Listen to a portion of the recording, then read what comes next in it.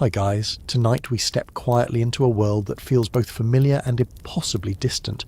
A world where you pull your cloak a little tighter, because the medieval cold cuts straight through whatever confidence you thought you had. You arrive in a village where winter dusk settles fast and every breath fogs the air like a tiny drifting cloud. Frost gathers on the edges of thatched roofs, and you notice your boots crunching on ground that has already stiffened into a sheet of ice. All around you, chimneys cough out thin trails of smoke that twist into the darkening sky. You feel the sting on your cheeks, the kind that reminds you that central heating is still centuries in the future, and you probably will not survive this if you rely only on optimism and a thin wool layer. So before you get comfortable, take a moment to like the video and subscribe, but only if you genuinely enjoy what I do here. And while you settle in, tell me where you're watching from and what time it is for you right now. Now dim the lights and let the cold of this forgotten world slip around you as you begin to imagine how anyone could sleep here. You duck your head as you step through the crooked entryway of a small house, and a rush of icy air follows you inside. Winter dusk has swallowed almost everything outdoors, and the only light left is the faint glow of embers struggling in a small hearth. Medieval households relied heavily on this single pool of warmth, and you already sense how fragile it feels. A mainstream historical fact tells you that many peasant homes were built from wattle and daub, a technique using woven sticks packed with mud. It was cheap and quick, but about as insulating as a wet towel. The cold seeps through every seam, and you instantly understand why darkness and winter were such powerful forces in everyday medieval life. You look around. The room is cramped, low-ceilinged and unevenly lit. Shadows stretch over every wall like long, reaching fingers. It takes a moment for your eyes to adjust. Once they do, you notice how your breath forms its own mist inside the room, drifting upward like pale smoke. The air indoors is only slightly warmer than the freezing wind outside. You rub your hands together and listen to the soft crackle of the hearth. That gentle sound becomes a kind of companion, a reminder that the family living here fights the cold each night with a flame that often feels too small for the job. Your fingers graze the rough walls that hold back the winter with more hope than actual strength. The surface feels uneven and a bit damp since moisture creeps through mud walls during long winters. There is a quirky little tidbit whispered by one villager who claims that some households stuffed gaps with whatever they had, including moss hair and even feathers plucked from unlucky chickens. It is not a glamorous way to fortify your home, but you take what you can get when the wind is determined to freeze your nose while you sleep. Your footsteps creak against wooden planks that have seen better days. A small family huddles near the hearth, sharing that shrinking warmth with the same instinctive closeness you might show under a blanket on a stormy night. They glance at you without much surprise, because visitors are common in harsh seasons. People stick together partly for survival, and partly because it feels kinder to suffer as a group than alone. The fire offers a steady orange glow, washing the room with a sleepy warmth that never quite reaches your toes. You crouch near it, stretching your hands out. Sparks rise softly, spiraling upward until they vanish. You can almost imagine falling asleep right here, your body curled next to the coals like a tired house cat. But even as you imagine that comforting thought, you know there is no luxury here. The hearth burns low because firewood is scarce. A single log might need to last an entire evening.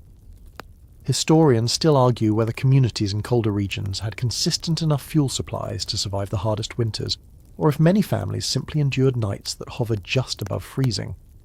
You picture the arguments, some scholars insisting that wood-gathering networks and communal forests were reliable enough, and others pointing out that countless medieval complaints describe shortages each winter. You feel the tension of those debates in this dim little room where every ember counts. A thin smoke haze hangs near the ceiling. The chimney is little more than a hole in the roof, and sometimes the wind pushes smoke back inside. You blink through the haze and feel the faint sting in your eyes. The family coughs from time to time, not from sickness, but from air that is forever flavoured with soot. It gives the home its familiar scent, a mix of burning wood, damp wool, straw, and something almost sweet from the stewing broth that has simmered for hours. You listen closely. Outside, the wind howls like a restless creature circling the house. It rattles loose shutters and sweeps icy dust across the village lanes. Inside, you hear murmured conversations, low and worn with fatigue. People talk quietly during winter evenings because every bit of energy is precious. You hear a gentle lull in voices when the fire pops, as if everyone is waiting to see whether it will hold steady or dim into darkness. Moments like that shape your sense of the night. You understand how fragile warmth feels in the Middle Ages and how every spark matters. You settle onto a small bench, feeling how cold the wood is beneath you. The chill creeps through your clothes with slow determination. You imagine sleeping here wrapped in thin layers, hoping the wind does not force its way through a new crack in the wall. You wonder how people train their bodies to accept such temperatures. You recognise that sleep here is not luxurious or peaceful, but practical, a nightly negotiation with discomfort. Your eyelids grow heavy as you watch the orange glow shift and flicker. Your mind drifts with the movement of the flames, and for a moment you sense how ordinary medieval nights depended on that hypnotic pulse of firelight. The family begins to settle into sleep, curling up near the hearth, pulling cloaks and blankets around themselves. You do not move. You simply breathe, letting the cold nip at your fingers, while your thoughts wander to the centuries of people who lived and slept exactly like this. You imagine every winter night they endured, every shiver, every cramped corner of warmth they claimed as their own. You let that memory settle over you like a thin blanket, and you sit there listening to the soft crackle of the fire, letting the cold of the Middle Ages become your own for a moment.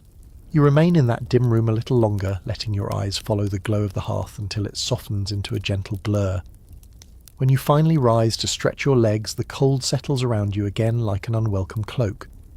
Your breath fogs in front of your face, reminding you that winter has already tightened its grip on this village. You step toward the low doorway, brushing aside a curtain made from rough linen. A gust of icy air sweeps in as you exit the main room, and it feels like walking straight into a wall of needles. You pull your arms close to your chest and brace yourself. Out here, shivering thresholds are part of every evening ritual. The moment you cross from one space to another, the temperature drops sharply, and suddenly you understand how crucial simple architectural details were to the survival of ordinary medieval people.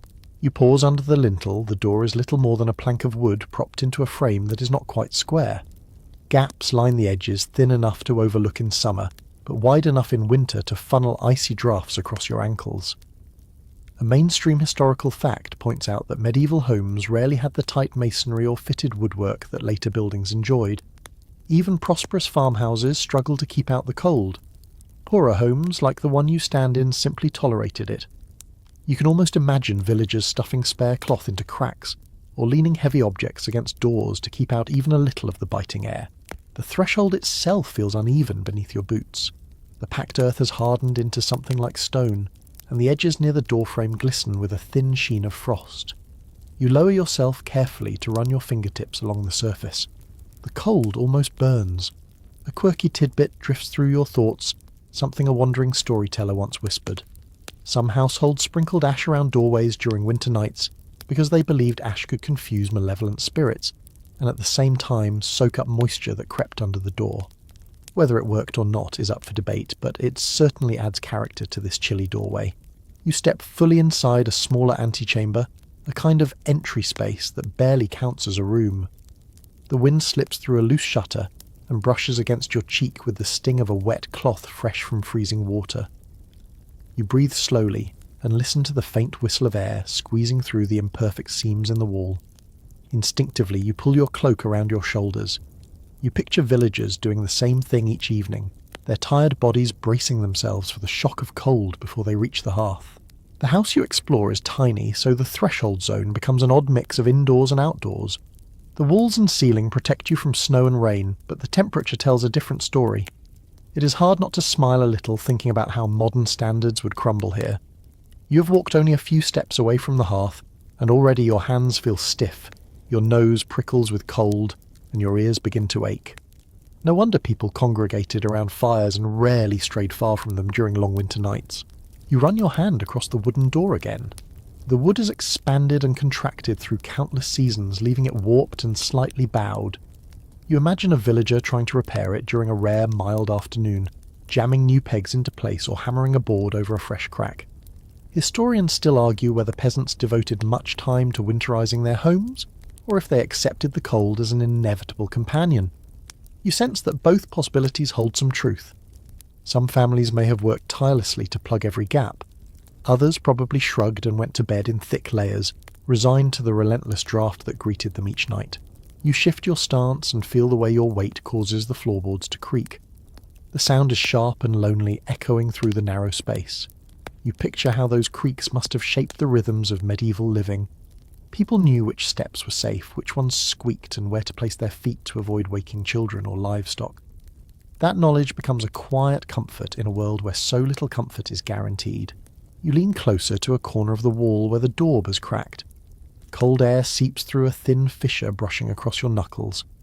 There is something strangely intimate about noticing the same floors that villagers saw every day, floors they covered with cloth straw or bits of old garments. You brush the crack gently and feel the way the cold pulses in and out with the breeze. The detail is small, but it speaks volumes about how winter nights felt for the poor. Not dramatic, not theatrical, just constant lingering discomfort. The ceiling above you droops slightly under the weight of years. Smoke from countless hearth fires has stained it a deep brown, almost black in some areas. The scent of old wood and soot blends with the sharp smell of outside air swirling through the threshold. It is a surprising blend, earthy and raw. You breathe it in and feel yourself settling into the rhythms of this place. It is not pleasant, but it is strangely grounding. You shift to look outside. The sky's nearly black now, a few stars peeking through the haze of cold. Snowflakes drift lazily across the village lanes, catching what little light spills from nearby windows. You imagine villagers stepping across their own thresholds, hugging their cloaks tight as they hurry from one home to another. Every transition between spaces, even short ones, demands courage and a steady acceptance of discomfort. You step back inside the small chamber, letting the faint warmth of the main room reach your skin. The difference is subtle but noticeable. You feel the temperature rise by perhaps a single degree. In this world, a single degree means everything. You brush your hands together, chasing away the numbness creeping into your fingers. The contrast between the hearth room and the threshold becomes a lesson in survival. You realize how much mental effort medieval people spent on simply staying warm. You linger one more moment in the chilly antechamber, thinking about the families who once crossed it every night, shrugging off the cold that followed them indoors. You picture their tired faces, their chapped lips, their hands raw from work and winter wind. You sense how they braced themselves each time they opened the door, understanding that warmth was fleeting and cold was relentless. Then you turn slowly toward the hearth room again, ready to move deeper into the sleeping world of this winter-bound village. You step back into the main room, letting the small rise in temperature brush across your face, while your eyes adjust once again to the gentle orange glow of the hearth. The air still carries that soft haze of smoke that clings to every beam and every woven basket hanging on the walls. You inhale slowly, feeling how the warmth rises in thin waves from the fire, almost like a living creature stretching after a long rest. As you settle closer, you notice something important about this space. Although the entire house is humble, the area around the hearth becomes the heart of winter life. This is where people talk, work, cook, and most importantly sleep when the cold presses too hard. You lower yourself onto a low stool and let your knees drift toward the warmth. For a moment you imagine how much security this one simple spot offered, in centuries when winter could easily turn deadly.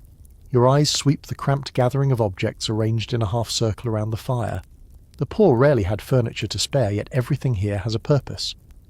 A wooden bench sits nearest the flames. A few stools cluster nearby. Baskets full of dried herbs hang overhead, swaying gently in the rising heat.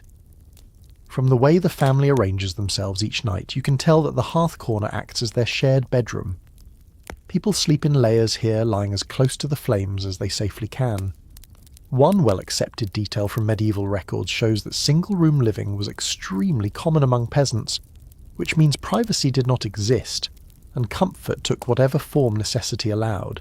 You shift closer and study the fire itself. It burns low and reddish, fed by sticks rather than logs. The flame dances with a sleepy rhythm, casting moving shadows across the faces of the family settling in for the night. The children sit directly on a heap of old sacks, rubbing their hands together as if trying to squeeze out every bit of warmth the fire can spare. The parents lean heavily against each other, their body language shaped by exhaustion and cold. You see how their posture changes the moment they face the hearth. Their shoulders drop, their bones loosen, and the tension they carry from working long winter days fades just a little. You notice something peculiar. The corner nearest the fire is slightly raised. It looks like packed earth shaped deliberately into a small platform. There is a curious little detail people sometimes overlook about poor medieval homes. Some families thickened the floor next to the hearth to create a warmer sleeping area because heat rose more strongly there. You run your palm across the surface and feel how the warmth gathers in that spot. It is not much, but it is enough to make a difference. People once positioned themselves here like cats stretching by a sunny window. The scents that drift around the hearth deepen the feeling of closeness. You smell dried rue leaves sprinkled earlier to counter insects. You smell wood smoke soaked into every blanket. You smell the faint sweetness of roots roasting in a clay pot tucked into the coals. The room becomes a mix of survival and comfort, something that feels almost sacred in a long winter. Sleep here grows from routine and necessity rather than indulgence. You picture how many nights families like this curled up together while winter winds rattled shutters and snow drifted against the walls. Your attention drifts upward. You watch smoke curl toward the roof hole and scatter into the icy air. The smoke stains along the rafters reveal years of fires, years of winters that forced people to gather in this exact spot. Some researchers wonder if the smoke helped warm the air slightly by creating a thicker layer near the ceiling similar to a natural insulation blanket. The idea is not proven, but the smoke definitely adds character to the room. It also stings your eyes and irritates your throat, reminding you that medieval warmth always came with a cost. You sit down on a woven mat that someone pulled beside the fire. The mat is old and frayed its reed stiff, but still functional. You imagine a villager weaving it by hand during a quiet winter morning, fingers numb yet determined. The mat creaks softly under your weight. You lean in toward the warmth, watching embers pulse like tiny red stars at your feet. When you study the hearth more closely, you realize why it meant so much. It does not simply heat the home. It acts as a symbol of safety, a fragile refuge against the cold pressing from every direction. A kettle hangs above the fire, suspended by a soot-darkened hook. Steam rises gently from its spout, carrying the faint aroma of some herbal infusion. You watch droplets gather and fall with a soft hiss. A surprising footnote from old descriptions of peasant households notes that families often kept a pot warm through the night, so they could drink something hot before dawn or mix quick broth for sick children.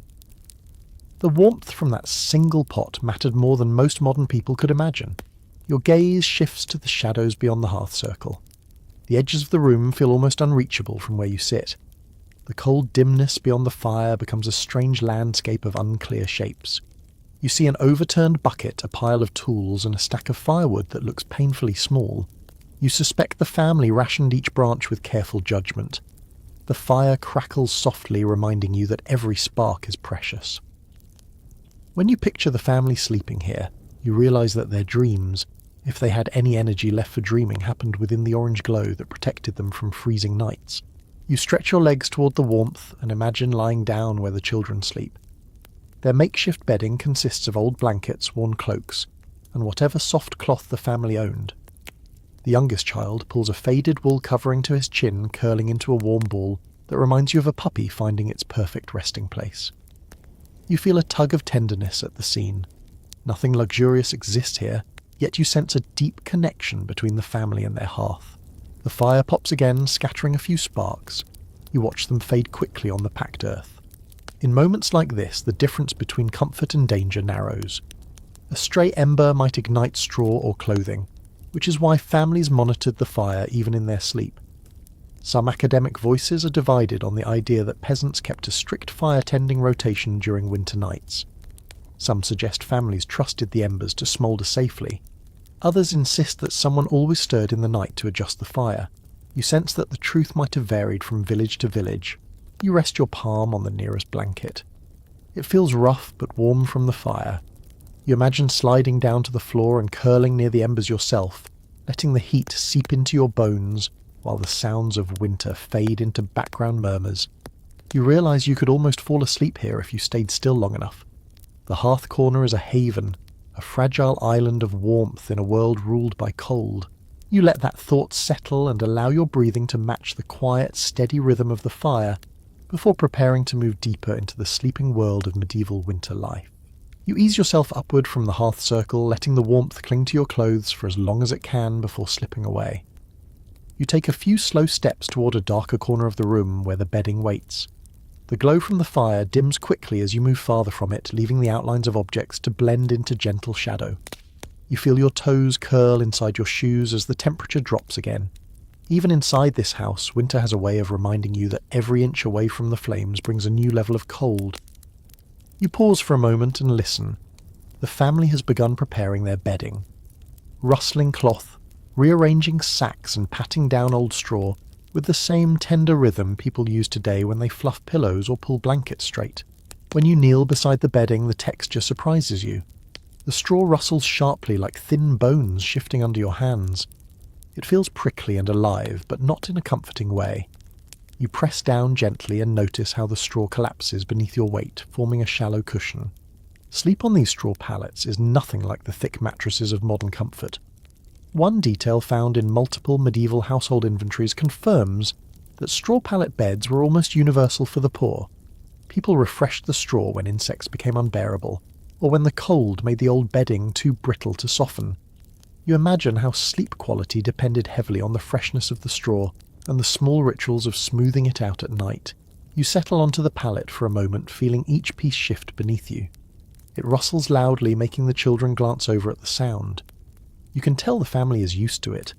They barely react, moving instead with practiced hands that pat down edges and shake loose debris. As your fingers sift through the straw, you come across small bits of leaf and husk. Sometimes even tiny splinters hide inside. There is a small but amusing fact whispered in old letters and village anecdotes that people occasionally complained about sharp kernels poking their backs or legs throughout the night. It is the type of tiny hardship that would drive a modern sleeper mad, yet medieval villagers likely accepted it without much comment. You run your palm across the top layer and sense the faint warmth trapped between the straw and the worn cloth placed over it. These cloth covers are the only thing standing between your skin and a bed of sticks. The fabric feels rough, woven from coarse wool that scratches your fingertips. The edges are frayed. A few patches have been sewn in with uneven stitches. Someone worked hard to keep this bedding usable, nudging it through each winter like a tired but loyal companion. You stretch out fully to test the sensation. The uneven shapes beneath you force your body into odd angles. Your shoulder rests slightly higher than your hip. Your head dips into a shallow pocket where the straw has thinned. You feel the cold radiating upward from the ground, creeping along your spine. When the wind slips through a crack in the wall, the chill intensifies as if tugging at the blanket around your shoulders. The entire experience reminds you that medieval sleep is not something soft and indulgent. It is survival lying quietly under the cover of night. You turn your head toward the family. They have settled into their own pallet.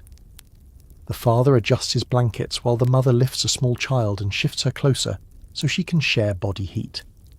Their movements are slow and practiced, shaped by nights upon nights of repetition. You see the child curl up her tiny feet, disappearing beneath a wool covering. Her sigh sounds like a soft puff of air in the cold silence. Your hand brushes a small wooden box tucked near the bed. Inside it, faint traces of herbs linger. One unusual observation found in several rural traditions suggests that some households mixed dried lavender, mint or rosemary into their straw as a simple comfort or an attempt to mask the smell.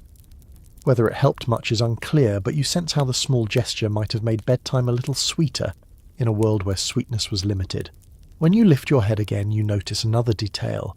The pallet nearest the hearth sits slightly raised on a wooden frame, while the others lie directly on the ground. Only the lucky few slept on raised pallets in poor households. The frame creaks when the father shifts his weight. You touch it gently and feel the splintered texture beneath your fingers. Some woodworkers claimed that raising a pallet prevented drafts from seeping directly into the bones at night. This belief appears again and again in various old notes, although different specialists disagree on how effective the technique really was. Some experts argue that a raised frame blocked the cold better. Others claim it changed little, because the room itself remained freezing. You suspect both opinions contain pieces of truth. You lift yourself from the pallet and sit cross-legged beside it. The light from the hearth flickers against your knees. You watch how shadows ripple across the straw, revealing just how uneven the bedding really is. It takes only a small movement for the straw to shift into new ridges and awkward lumps. You imagine tossing gently in the night and having to readjust the bedding with half-frozen fingers, brushing the straw back into place so your hips would not rest against a sharp piece. Your thoughts wander to the smell. There is no hiding from it. Straw carries a dry, earthy scent mixed with a hint of dust and old fibres. In some corners, the smell sharpens where moisture once seeped in. The blankets draped over the straw add their own aroma of smoke and wool. The combination is strong but not unpleasant once you settle into it. After all, scent becomes part of the sleeping experience here. Each inhale ties you more intimately to this cold little home. You lie flat again this time, closing your eyes to imagine sleep creeping up. The fire crackles softly behind you. The faint rustling of the straw becomes the lullaby of the room. For a moment you feel yourself drifting into the simple rhythm of medieval night. The prickling under your shoulder is part of the experience. The slight chill along your legs is expected, and the warmth from the blankets, though thin, feels almost sweet in its effort. When you open your eyes again, you glance toward the edges of the pallet. A few small stones sit along the side. They caught your attention earlier, and now you understand what they are for. One household memory, recorded in an old winter journal, notes that people sometimes heated small stones in the fire, wrapped them in cloth and tucked them near their feet or stomach to soften the cold. You touch one carefully. It is still warm. That small heat source makes you smile. It is humble, clever, and surprisingly effective. You shift your weight and let your hands rest flat on the straw. You feel every ridge, every hollow, every imperfection that makes this bedding real. You linger there until the smell of smoke and the rustling of straw blend into something strangely peaceful. Then slowly you rise from the pallet and prepare to explore the next corner of this cold and sleeping world. You step away from the straw pallet, brushing a few stray pieces from your clothes as you ease back into the dim glow near the hearth. Your eyes adjust once more to the shifting dance of firelight, and you move toward a pile of blankets folded neatly in the corner. At first glance they look harmless, soft even, maybe a little worn. But when you kneel to inspect them, an itch prickles your wrist before you even touch the fabric. You pause, narrowing your eyes with a faint suspicion. You lift a corner of the blanket and shake it lightly. A tiny cloud of dust rises, carrying with it the unmistakable hint that something lives within these folds. You place a hand on the blanket and feel the rough, heavily used wool beneath your fingers. The poor rarely washed their bedding in winter because water was scarce and cold. Water could freeze skin numb. Instead, they shook out blankets, aired them over smoky fires, or simply accepted whatever crawled inside. One well-documented point in medieval housekeeping notes that bedding was passed down through generations, patched again and again, sometimes to the point where more patch existed than original cloth. You trace the uneven stitches with your fingertip and imagine someone repairing this by candlelight, their hands stiff from cold. You bring the blanket closer to your face. A faint sour scent clings to it, the result of smoke, sweat, old wool and time. Your ears pick up a soft rustle inside the fabric when you fold it over your arm. You do not need to look closely to know what that sound means. Fleas, the tiny tyrants of medieval sleep. You lower yourself to sit on the floor, the blanket draped across your lap. You study the texture more carefully now, feeling each little lump or crease. You scratch your wrist reflexively, even though nothing has bitten you yet. There is a curious little observation recorded in several old domestic guides that people sometimes sprinkled fine ash or crushed herbs into the folds of their bedding in an attempt to discourage fleas. It rarely worked for long, but it offered a small psychological victory in a world where you fought cold hunger and insects every night. You spread the blanket out flat. Fleas prefer the seams, so you inspect the edges. A few dark specks cling there, too small to see clearly in the dim light. You rub one between your thumb and index finger. It disappears instantly. The family does not pay much attention to your inspection. They are used to it. Fleas have lived with them their entire lives, just as they lived with their parents and grandparents. You feel a pang of sympathy for a child trying to fall asleep, while tiny creatures nibble at her ankles. You shake the blanket again. Loose fibres drift upward like strands of fog. You notice the fabric feels slightly oily from natural lanolin that still clings to the wool. Lanolin offers a bit of warmth, and in cold months any extra warmth feels like treasure. You imagine someone wearing this blanket around their shoulders during the day, then laying it carefully on the pallet at night, grateful for whatever protection it gave. Bed coverings like this were part cloak, part coat, part shield against the cold. You press your palm against the wool and think about the sensation. It is warm in some spots and cold in others, depending on how close they were to the hearth earlier. You can almost map the rhythm of family life by these temperature differences. The warm patches belong to shoulders, backs and tired limbs. The cold corners belong to fearsome winter drafts that slip beneath the door and snake across the floor. You shift your attention to the underside of the blanket. As you lift it, something bites your forearm lightly. The sting is tiny but unmistakable. You let out a small, frustrated breath and brush it away. It is possible you carried this prickly little passenger every night if you lived here. Sadly, this is not a rare annoyance. Several surviving complaints from medieval households describe how insects disrupted sleep far more than cold did. People feared the cold, but they resented fleas. Cold only numbed you. Fleas made you toss and scratch until exhaustion won. You glance at the family settling into their sleeping places again. The mother shakes out her own blanket with one powerful snap. Fleas scatter briefly before returning to their favourite hiding places. Nobody reacts dramatically. For them, this is routine. You reflect on how medieval life trained people to accept constant irritation. Inside these homes, the line between comfort and discomfort blurred into one long compromise. You take one last look at the blanket in your lap. The wool fibres catch the firelight in delicate patterns. It strikes you as oddly beautiful for something that makes you itch. This bedding is soft in intention, but harsh in reality. It wants to warm you, yet it never lets you forget the world you live in. You fold the blanket and place it back on the pallet. The child immediately scoots closer, wrapping herself in it despite its flaws. She sighs softly, a tiny exhale of relief. Watching her, you understand something that no lecture or book can fully convey.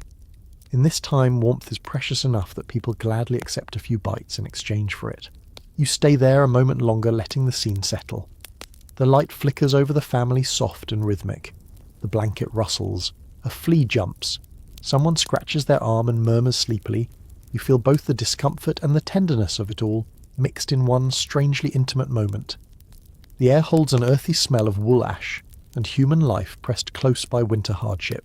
A thought slides quietly into your mind. Certain specialists continue to question whether flea populations truly exploded in winter, or if they simply felt worse because people huddled together more tightly in the cold. The truth is hard to pin down, because evidence points in different directions.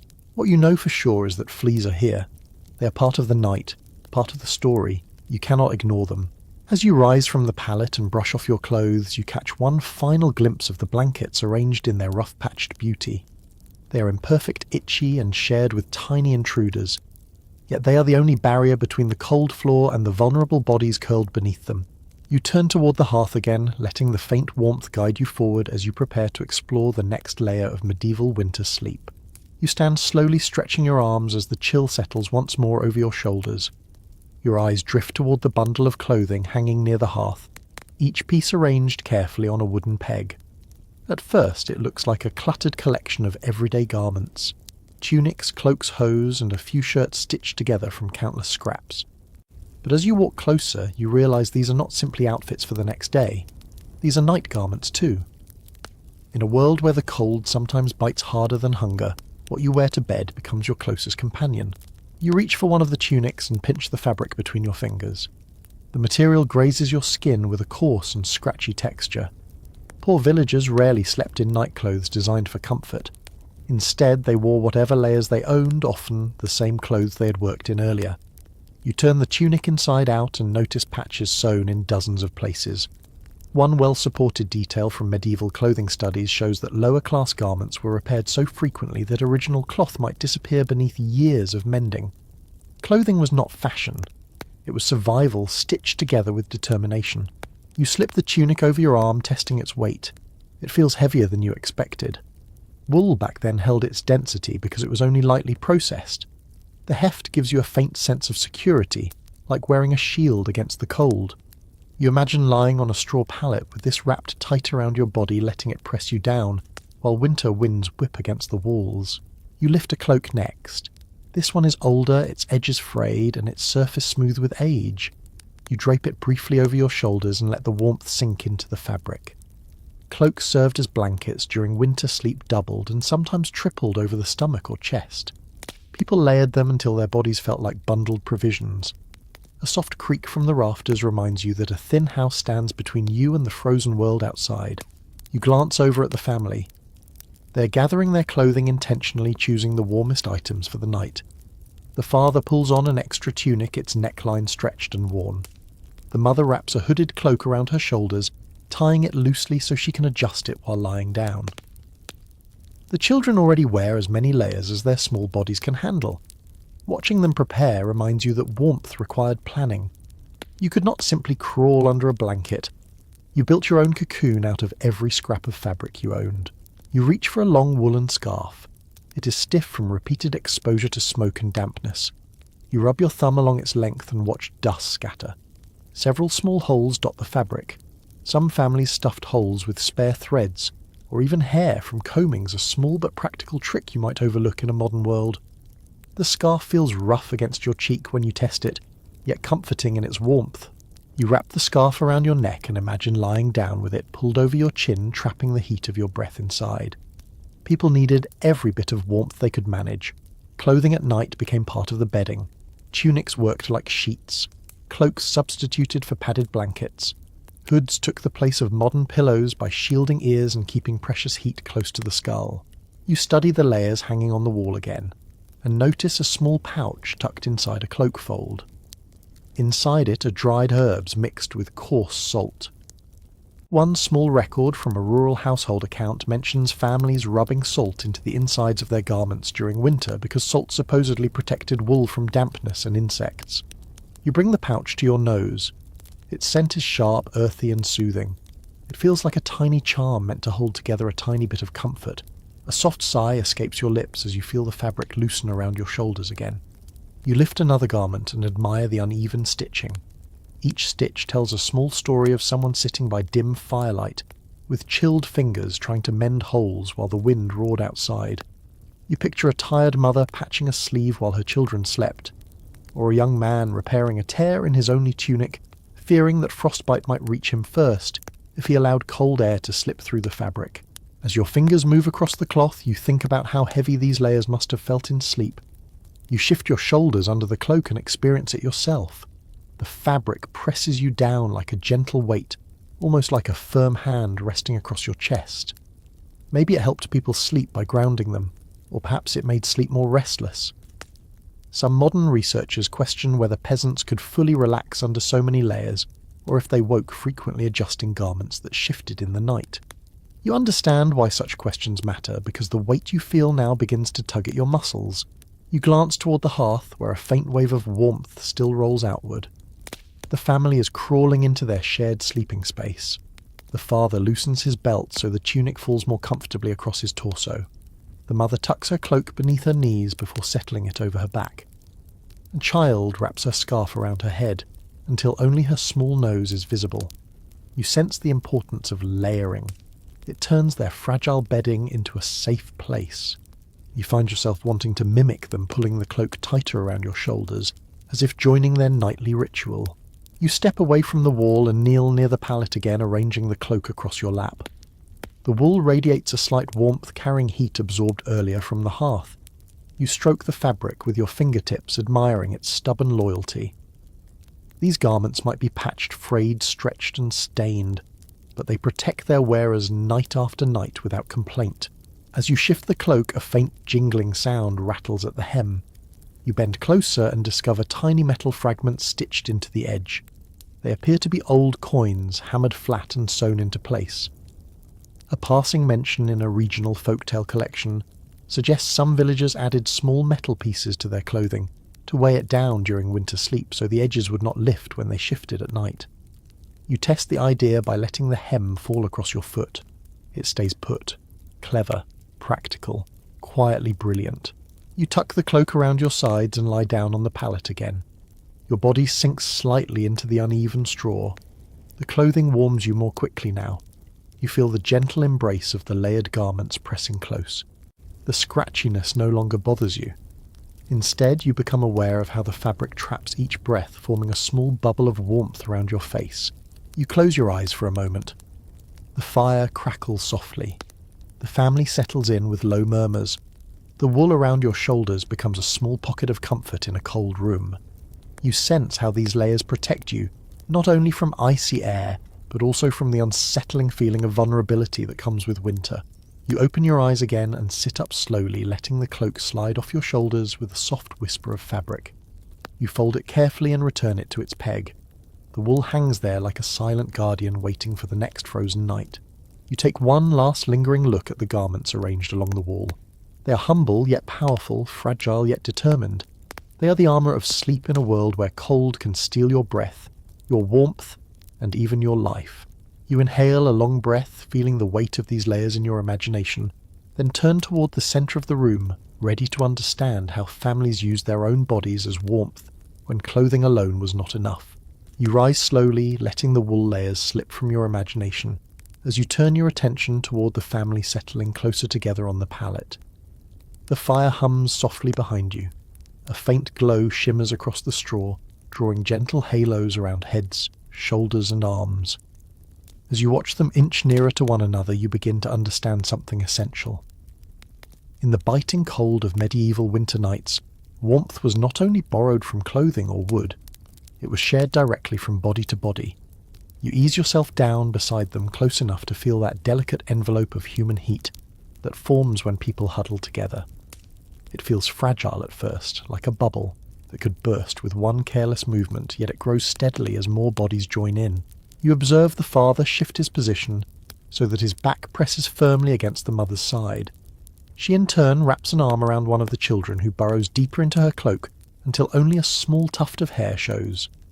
The older child scoots toward the father, pressing her knees against his thighs. Their movements are calm and practice shaped by years of cold nights. A consistent pattern found in many medieval village accounts describes how families arrange themselves in careful order, placing children in the centre and adults on the outside to shield them from drafts. You feel the logic in it immediately. The outer edges catch the cold first. The centre becomes a tiny sanctuary. You lower your hands to the straw and feel the faint rise of warmth where bodies have already rested. It is not much, but enough to notice. You slip closer and the family barely reacts. Sharing warmth is not a private gesture here. It is expected. It is survival disguised as affection. You sense that even strangers during emergencies would be welcomed into these tight family circles. Not for comfort alone, but because every extra body strengthened the warmth. You listen to the sound of breathing, slow inhales, soft exhales. Together they form a gentle rhythm you could sink into. In a quiet room like this, human breath becomes one of the most reassuring sounds. You imagine how comforting it must have been for people living through endless winters when storms raged outside and frost crept beneath the door.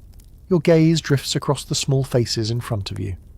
The younger child, warm from her mother's arms, relaxes more deeply with each breath. Her cheek rests against worn wool. Her eyelashes tremble slightly as sleep approaches. You notice the slight rise and fall of her shoulders, and your own body instinctively matches her pace. A warmth not entirely physical begins to settle across your chest. You shift your weight to sit more comfortably among them.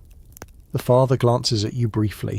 He tilts his head with a small smile, the kind that holds tiredness and acceptance in equal measure. You smile back. You are part of their sleep circle now. You sense how important this connection is. Without shared warmth, the winter nights would be harsher and longer. Your arm brushes lightly against the older child, and you feel how cold she still is.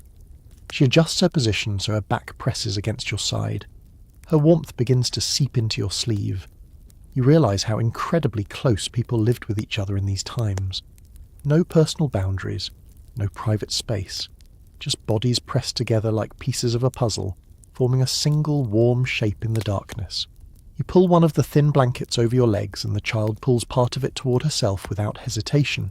You cover both of you. The simple act feels tender. There is a small note preserved in a rural chronicle describing how villagers joked that winter turned everyone into affectionate creatures. People who barely exchanged words during the day often curled together at night. Not because they wanted closeness, but because the cold left them no choice. In time, the necessity became a quiet comfort. You lean closer to the mother, who shifts just enough to give you space near the warmer centre. Her cloak feels thick against your arm. Her presence radiates a steady calm. She hums something under her breath, a soft and nearly silent tune. It might be meant for the children, or perhaps she hums simply to keep herself focused while waiting for sleep. Her voice vibrates gently through the layers of fabric. As the circle tightens, you understand that body heat becomes its own kind of currency in winter. It is distributed, carefully shared, intentionally, treasured quietly. You imagine nights when the cold felt even worse than this. Nights when the fire nearly died. Nights when snow buried doorways and people had no chance to fetch extra wood. On those nights, families must have pressed even closer, turning the tiny circle into a cramped knot of limbs, wool and breath. You look toward the door. A draft slips through the frame, brushing across the father's back. He shivers, then immediately shifts closer to his daughter, using his own body as a shield. You feel that shiver travel around the group like a small wave. Then the warmth returns as the circle adjusts. How many nights like this did medieval people endure, cold pushing in, warmth pushing back? You think for a moment about how contradictory this sleep arrangement must have felt. On one hand, deeply comforting, on the other, cramped and difficult. People probably woke often, nudging elbows into ribs, adjusting blankets, shifting to relieve sore muscles. Some historical writings reference this pattern, indirectly mentioning restless nights and frequent repositioning. But they also mention families who remembered winter nights as times of closeness. Nights when you felt your loved ones breathing beside you, steady and alive. A small sound rises near your ear. The older child mumbles something in her sleep, her voice soft and wavering. You cannot understand the words, but they carry a sweetness that softens the cold pressing around you. You adjust the blanket slightly so she stays covered. The act feels natural. The warmth grows stronger. It wraps around you like a slow-moving tide. You notice how your own breathing grows deeper. Your muscles loosen. Your eyelids grow heavy. Shared warmth has a way of inviting sleep even when discomfort lies beneath it. Before you let yourself drift too far, you slowly lift your body from the pallet. The warmth breaks instantly. A cool draft finds your legs. You shiver, realizing how vulnerable winter nights truly were. You brush a hand gently across the blanket covering the children. Then you rise quietly, stepping away from the tight circle of warmth. You glance back once more. The family, woven together like a single shape, has already begun to fade into rest. Their breath rises gently into the dim air. Their closeness glows like a small ember in the vast cold of the medieval night. You inhale deeply, feeling traces of their warmth still clinging to your clothes, and turn toward the far corner of the room where other companions wait to share the night in their own unexpected way. You move quietly across the room, letting the last traces of human warmth slip from your skin as you approach a wooden partition near the side wall. A faint rustling sound rises behind it, soft and rhythmic. At first you think it might be the wind brushing something loose, but as you draw closer you catch the unmistakable scent of animals. Warm, musky, earthy, it fills the air in a way that is strangely comforting when the cold grows sharp enough to sting the inside of your nose. You lift the edge of the partition and peer into the small space beyond. There, nestled on a bed of straw, lie the other night companions of this medieval household. A goat rests with her legs tucked neatly under her body, her breath rising in misty clouds. 2 chickens huddle together beside her feathers, puffed out like miniature shields against the cold. You feel the warmth radiating from them before you even step fully inside. It is gentle but constant, like the slow exhale of a sleeping giant. You crouch down, letting the straw shift beneath your knees, and the goat lifts her head to look at you with calm, curious eyes. You lower your hand toward her. She sniffs at your fingers, then nudges you softly with her nose. Her warmth is almost surprising. People often forget how much heat a single goat can generate. One consistent detail found across rural winter accounts is that families kept livestock indoors not only for the animal's safety, but also to help warm the living space. A body is a furnace no matter who or what it belongs to. The goat settles back down, and you feel her warmth spreading through the narrow space like a quiet blessing. You shift your gaze toward the chickens. Their feathers gleam softly in the dim light. You listen to their gentle clucks, low and vibrating. The sound blends with the crackle of the hearth beyond the partition, forming a simple night melody. With your hand, you smooth a small patch of straw near them. Beneath the surface, the straw is surprisingly warm. The chickens shuffle closer, unconcerned by your presence. You understand why the poorest families often let their animals sleep near or even on their bedding. Warmth did not discriminate. If it kept you alive, it was welcome. You ease yourself into a sitting position, letting the animal's warmth touch your legs. The goat shifts her weight, releasing another wave of heat. You inhale deeply. The scent is strong but not unpleasant. It carries notes of hay, wool and earth. You sense how deeply intertwined animals were with daily life. They were food, labour, companionship, and in winter they were heaters that never went out. You smile softly, imagining how many medieval children fell asleep with the comforting presence of a goat pressed against their feet. You stroke the goat's back. Her fur feels thick and slightly oily. A few flakes of straw cling to her coat. You remember that many medieval households brushed their livestock each evening, not for cleanliness alone, but because cleaner coats held warmth better. One charming observation found in a minor monastic record mentions that monks believed brushing an animal during winter was an act of mutual charity. The goat gave warmth, and the human gave comfort. You like the idea. It feels true in this moment. You lean back, letting your shoulders rest against the partition. Through the thin wood you hear the soft movements of the family on the other side. A murmur here, a sigh there. Two worlds sharing the same night, human and animal warmth intertwining in quiet cooperation. You feel how naturally this arrangement makes sense. In a cold climate with fragile walls and thin bedding, survival required creative partnerships. You focus on the sound of the chickens again. Their soft rustling settles into a repeating rhythm that lulls your mind.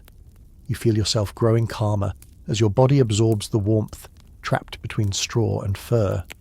Your fingers glide across the straw, and you notice how dry and insulating it feels when packed closely. Straw has always been a friend in cold seasons, both for humans and animals. Families refreshed it often not only for hygiene but also because fresh straw holds warmth far better than old flattened bundles. The goat exhales audibly. Her breath brushes your arm warm and moist. You cannot help but smile. It is like sitting beside a loyal dog who happens to smell like a barn and radiate the perfect amount of heat. You imagine cold nights when the children sneaked over to nap against her warm flank, giggling as she flicked her ears. You can easily see why livestock slept indoors before barns became separate structures. A quiet thought drifts into your mind.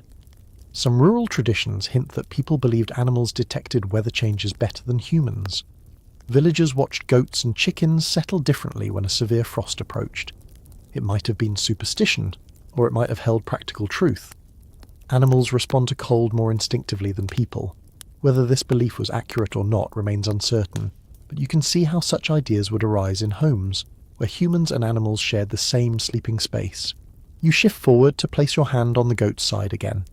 The slow rise and fall of her breathing is almost meditative. You rest your palm there for a long moment, letting your own breath align with hers. There is something deeply soothing about sharing warmth with a creature who neither judges nor speaks. She simply exists solid and steady in the cold room. You glance toward the chickens. One of them ruffles her feathers and hops slightly, then settles again with a soft cluck.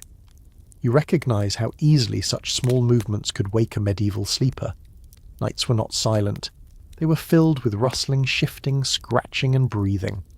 Sleep came in waves rather than long, uninterrupted stretches. But each sound, though imperfect, became part of the household's normal chorus. A kind of living lullaby only found in ancient winters. You take one last slow breath, feeling the heat from the animals seep into your legs and chest. Then you rise carefully, giving the goat one gentle stroke along her neck. She blinks at you with calm, content eyes. You smile and let the straw whisper beneath your feet as you step back toward the partition. When you lower the wooden panel behind you, the animals remain a warm presence in the back of your mind. Their quiet companionship lingers on your skin as you prepare to explore the cold breath of the night itself, and how it shaped every sleeping moment. You step away from the partition and move toward the centre of the room again, where the glow of the hearth stretches only a faint arm across the floor. As you breathe in, you feel the temperature shift. The warm animal-scented air fades, replaced by something sharper and colder. You pause and watch your next exhale drift upward in a pale silver cloud. It hovers in front of your face for a moment before dissolving into the dark. That simple sight tells you everything. The air inside this home is nearly as cold as the air outside. You draw in another breath, slow and steady, and your chest tightens slightly from the chill. You leave the area near the hearth and walk toward a wall where the fire's glow barely reaches. Your breath appears more clearly here, curling like thin smoke. You feel the temperature around you sink. You lift your hand and blow gently into it. A small plume of warm air escapes your lips and floats upward. You watch the cloud drift, half fascinated and half unsettled. In this world, the fact that you can see your own breath indoors is not a warning sign. It is normal. It is simply winter. You kneel and place your hand against the wall. The surface is damp and cold, almost icy. A thin film of moisture coats the rough daub. You pull your hand away and rub your fingers together. You imagine the villagers doing the same throughout the night, noticing the cold creeping into every corner of their home. One regularly mentioned observation in medieval building notes explains that single-room houses had poor ventilation during winter because families blocked cracks to keep out drafts. This made breath condense more easily indoors, leaving walls slick with moisture by morning. You look toward the ceiling and see faint wisps of condensed breath swirling upward from the family sleeping near the hearth. Each exhale adds to the small cloud forming above them. The air shimmers softly, reflecting the firelight. In this moment, the entire house feels like a lung expanding and contracting with every sleeper. You walk slowly across the room, letting your footsteps fall softly. You exhale deliberately now, watching each breath drift like tiny ghosts. There is something strangely peaceful about seeing the rhythm of your own breathing, almost like watching mist over a frozen pond. Yet it also reveals a harsh truth about medieval nights. If your breath is visible, your body is losing heat, and heat was something no one could waste. You stop near a gap between two loose boards. A faint draft slips through and brushes against your calves. You feel the cold rush upward like a warning. You crouch and blow gently into the gap. Your breath forms a cloud that is immediately torn apart by the incoming air. You sit back on your heels and listen to the faint whistle the draft makes as it squeezes through the wood. People must have heard this sound throughout winter nights, reminding them that their homes were not sealed fortresses but fragile shells against the cold. You move closer to the sleeping family again, careful not to step on the scattered straw. The air feels slightly warmer here, but still cold enough that your breath remains visible. The children sleep curled into tight knots, their bodies conserving heat with instinctive precision. Their small clouds of breath rise and mingle into one gentle plume above them. You feel your heart soften at the sight. A thought drifts through your mind about the way people interpreted breath in the cold.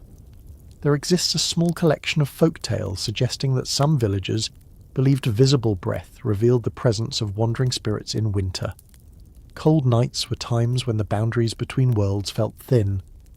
Whether such stories reflected genuine belief or simply attempts to entertain children during long, dark evenings remains uncertain, yet they add a layer of gentle mystery to the scene unfolding around you.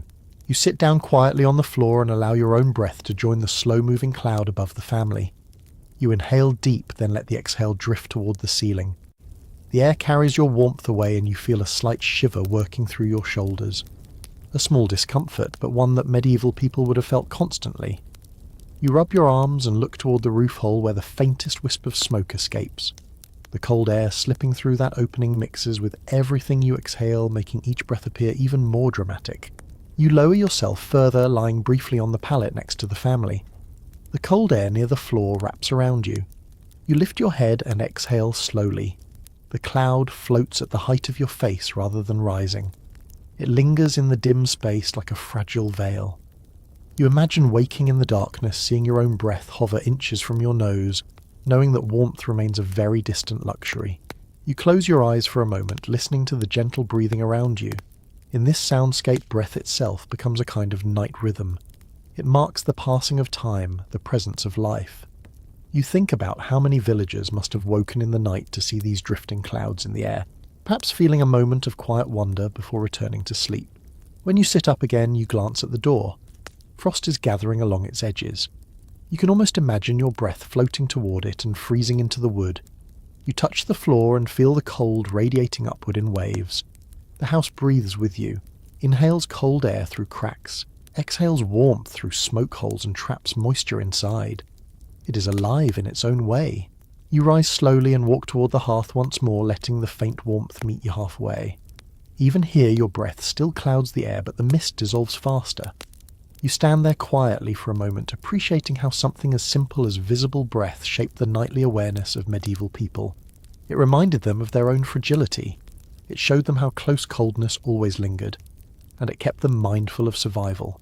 You take one final, slow breath, watch it drift like a pale ribbon, and let it vanish above the firelight before you turn inward to explore the symphony of winter sounds that filled these long frozen nights.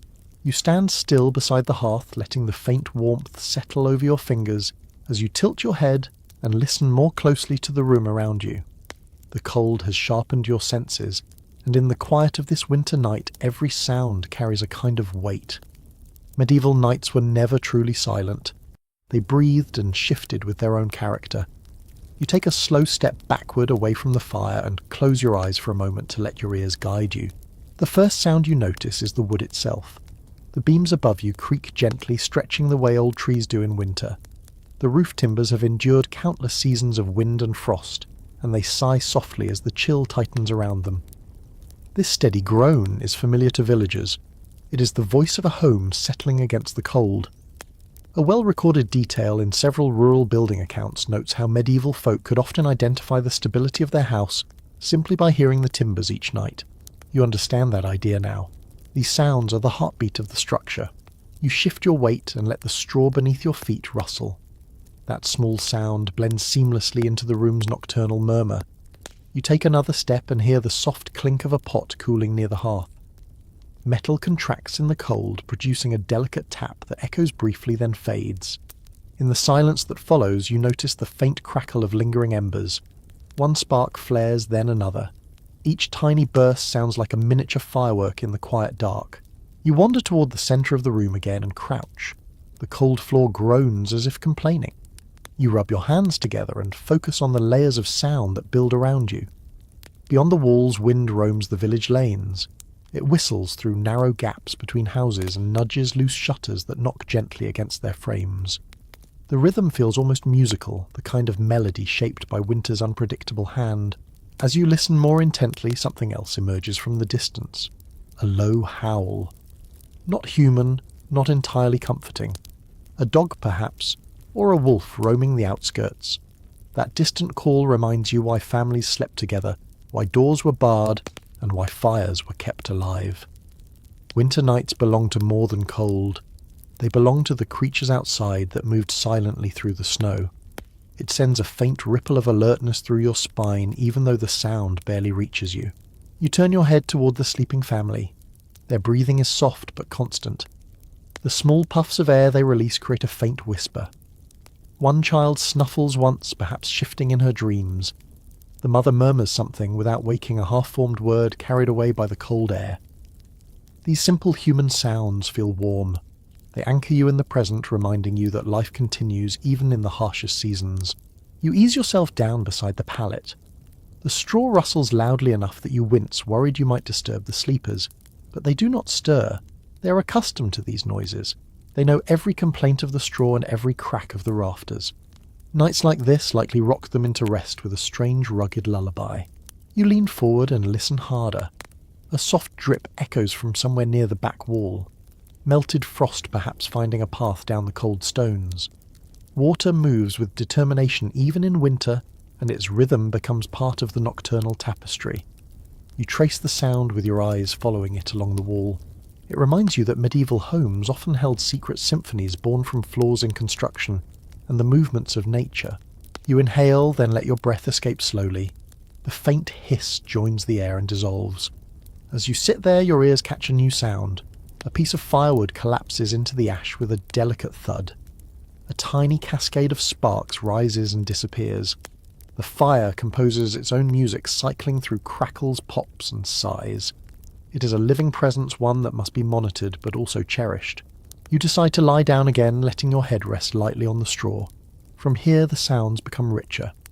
The joints in the walls click softly as the temperature drops further outside. The chickens behind the partition shuffle, settling deeper into their bedding. One clucks quietly in her sleep. Her sound blends with the goat's low rumble as the animal exhales. Their nighttime chorus is gentle and strangely soothing. You realize how much comfort these sounds must have brought to families who shared their homes with animals. The noises reminded them they were not alone in the cold. You stretch your legs and slide your hands under your blanket. You listen for something more, something faint, and it comes. The quiet crunch of distant footsteps on packed snow. A villager heading home late. Perhaps someone checking traps or performing a night duty no one envies. The sound fades quickly, swallowed by winter. As the minutes pass, your ears tune to the softest details. The fabric of a cloak shifting as someone rolls slightly. The faint scratching of a mouse in the corner. the drop of ash falling from the hearthstone. Each sound carries a story, a slice of nightly life that might go unnoticed during the day. For a moment you wonder how many medieval people lay awake listening to these same noises, trying to guess the time from the rhythm of the village around them. Some interpretations of rural diaries suggest that nighttime awareness was more active than today. Without clocks or glowing screens, people interpreted sound as a companion, a reminder of the world turning slowly in the dark. Your eyes drift open again. The fire casts long, trembling shadows that sway with each new sound. The movements on the walls make the room seem alive. You begin to feel as if the house itself breathes with you, shifts with you, keeps vigil beside you. You inhale again, letting the nocturnal symphony fill your senses. It is imperfect. It is full of small disruptions, yet it is strangely calming. You feel yourself sinking deeper into the moment. Then quietly you rise to your feet, ready to discover how this fragile harmony depended on someone staying alert enough to feed the embers before they died completely. You stand near the hearth once more, letting your fingers linger above the glowing embers. Their warmth feels thin now, stretched too far across the room to offer much comfort. You sense the hour growing deeper, the cold pressing harder against the house. Medieval winter nights were long, impossibly long, and the fire was the fragile thread that tied people to safety. As you kneel to watch the coals pulse, you understand why tending the fire in the middle of the night became an unspoken responsibility shared quietly within every household. You lean closer. The coals glow like a cluster of tired eyes, red at the centre, and fading to grey at the edges. A soft crackle breaks the silence as a small piece of wood collapses, sending tiny sparks rolling across the ash. You brush them gently aside, feeling the heat brush your knuckles. You inhale the scent of the fire, warm and smoky, then exhale slowly. The breath fades into a thin cloud that dances above the embers before disappearing. You reach for the fire poker resting beside the hearth. The metal feels cold, almost painful as you grip it. You stir the embers, turning them carefully. They brighten immediately, glowing with new life, as if grateful for the attention. A modest fact observed in multiple medieval household notes describes how families learned to interpret embers the way others might read stars or clouds. A certain colour, a certain rhythm of crackling a certain way, the ash shifted. All of it held meaning about how much longer the fire would last and when someone needed to rise. You stand again and look toward the sleeping family. They rest in a gentle tangle of limbs and blankets, unaware of your quiet task. One child turns in her sleep. The father shifts slightly, pulling his cloak tighter. None of them stir fully. You can tell they trust the fire to keep them safe. Yet you know the truth. Without regular tending, the hearth could fade into nothing but cold ash, leaving the family vulnerable to the freezing air. You crouch once more. The small log on the hearth has burned down to a half shell of charcoal. You lift it gently with the poker, tucking it deeper into the red centre of the embers. Sparks flutter up like tiny fireflies. You add a small stick to the edge, sliding it under the coals until it catches. This modest act feels surprisingly intimate. You're not simply feeding a fire. You're preserving the warmth that keeps everyone alive until dawn. You think about how medieval families organised this responsibility. Some sources from rural communities mention that children, especially older ones, were often assigned the task of waking during the night to tend the fire because they were light sleepers. Other households rotated the duty among adults, and in some cases no system existed at all. Someone simply woke naturally, felt the cold creeping into their bones, and rose to stir the embers. Scholars who study domestic routines have different interpretations about how formal or informal this practice was, and the variety of opinions highlights how each home shaped its own rhythm. You lift your hand over the fire and imagine the countless nights when someone else knelt in this exact spot, rubbing their hands together, fighting the temptation to crawl back under the covers too soon. The cold always made the task harder. You feel it now. The air behind you presses like ice against your spine, urging you to hurry. But tending a fire is not something to rush. You must coax the flames patiently, like calming a restless child. You place another small stick into the hearth. It crackles immediately, releasing a thin ribbon of smoke. The fire responds with a soft sigh of warmth. You lean closer, adjusting the angle of the stick, nudging a glowing ember against its side. Slowly, very slowly, a small flame curls upward. It flickers once, twice, then holds steady. You sit back on your heels and watch it grow. The tiny flame casts a soft glow across your hands. It is a comforting light, steady and reassuring, but it also reminds you of something important. Fires in medieval homes were dangerous. A spark landing in the wrong place could ignite dry straw or clothing. A collapsing log could roll against a wooden beam. People feared losing their homes to fire almost as much as they feared the cold. A quiet reference in a manorial account mentions that winter fires caused accidents far more often than summer ones, because people slept so close to the flames. Tending the embers became a balancing act between keeping enough heat and preventing disaster. You stand up slowly, stretching your stiff knees. The tiny flame continues to grow, adding a delicate glow to the room. You reach for the small basket of kindling near the hearth. The twigs inside smell faintly of resin and forest bark. You select a few and place them gently on the ember bed. The fire devours them in slow, deliberate bites. A warm sigh fills the room. The sound of the fire changes the atmosphere. It draws the cold back, pushing it toward the walls. The warmth spreads thinly but meaningfully across the floor. You feel it first on your hands, then on your cheeks. You step backward and watch how the family's blankets rise slightly with the new wave of comfort. Their sleep deepens. Their breath grows steadier. Your heart softens again. A small task like this helps protect their dreams. You sit on a stool near the hearth and listen to the fire's small song. Crackles soft, snaps a faint hum. These sounds remind you of the constant awareness medieval families carried. Even in sleep, their instincts remained half awake. One rustle too loud, one draft too sharp, one ember too dim. It could rouse someone from dreams into a blurry but urgent responsibility. This kind of vigilance shaped nightly life far differently than modern routines. You can feel that difference now. You rake the embers one final time and lean back slightly. The flame is small but steady, just enough to keep the frost from taking over. You imagine yourself drifting into a light doze on this stool, waking again when the fire dims, repeating the ritual until first light. But then your focus shifts. You notice something near the corner of the hearth, a frost rim forming along the stones. Evidence that dawn is still distant. Evidence that the cold wants to reclaim every inch of space the fire warms. You touch the stone with your fingertips. It feels cool despite the fire. Winter always presses inward no matter how fiercely the flames resist. You rise once more and take a final look at the room. The fire glows. The family sleeps peacefully. The animals behind the partition stir, faintly soothed by the new warmth drifting toward them.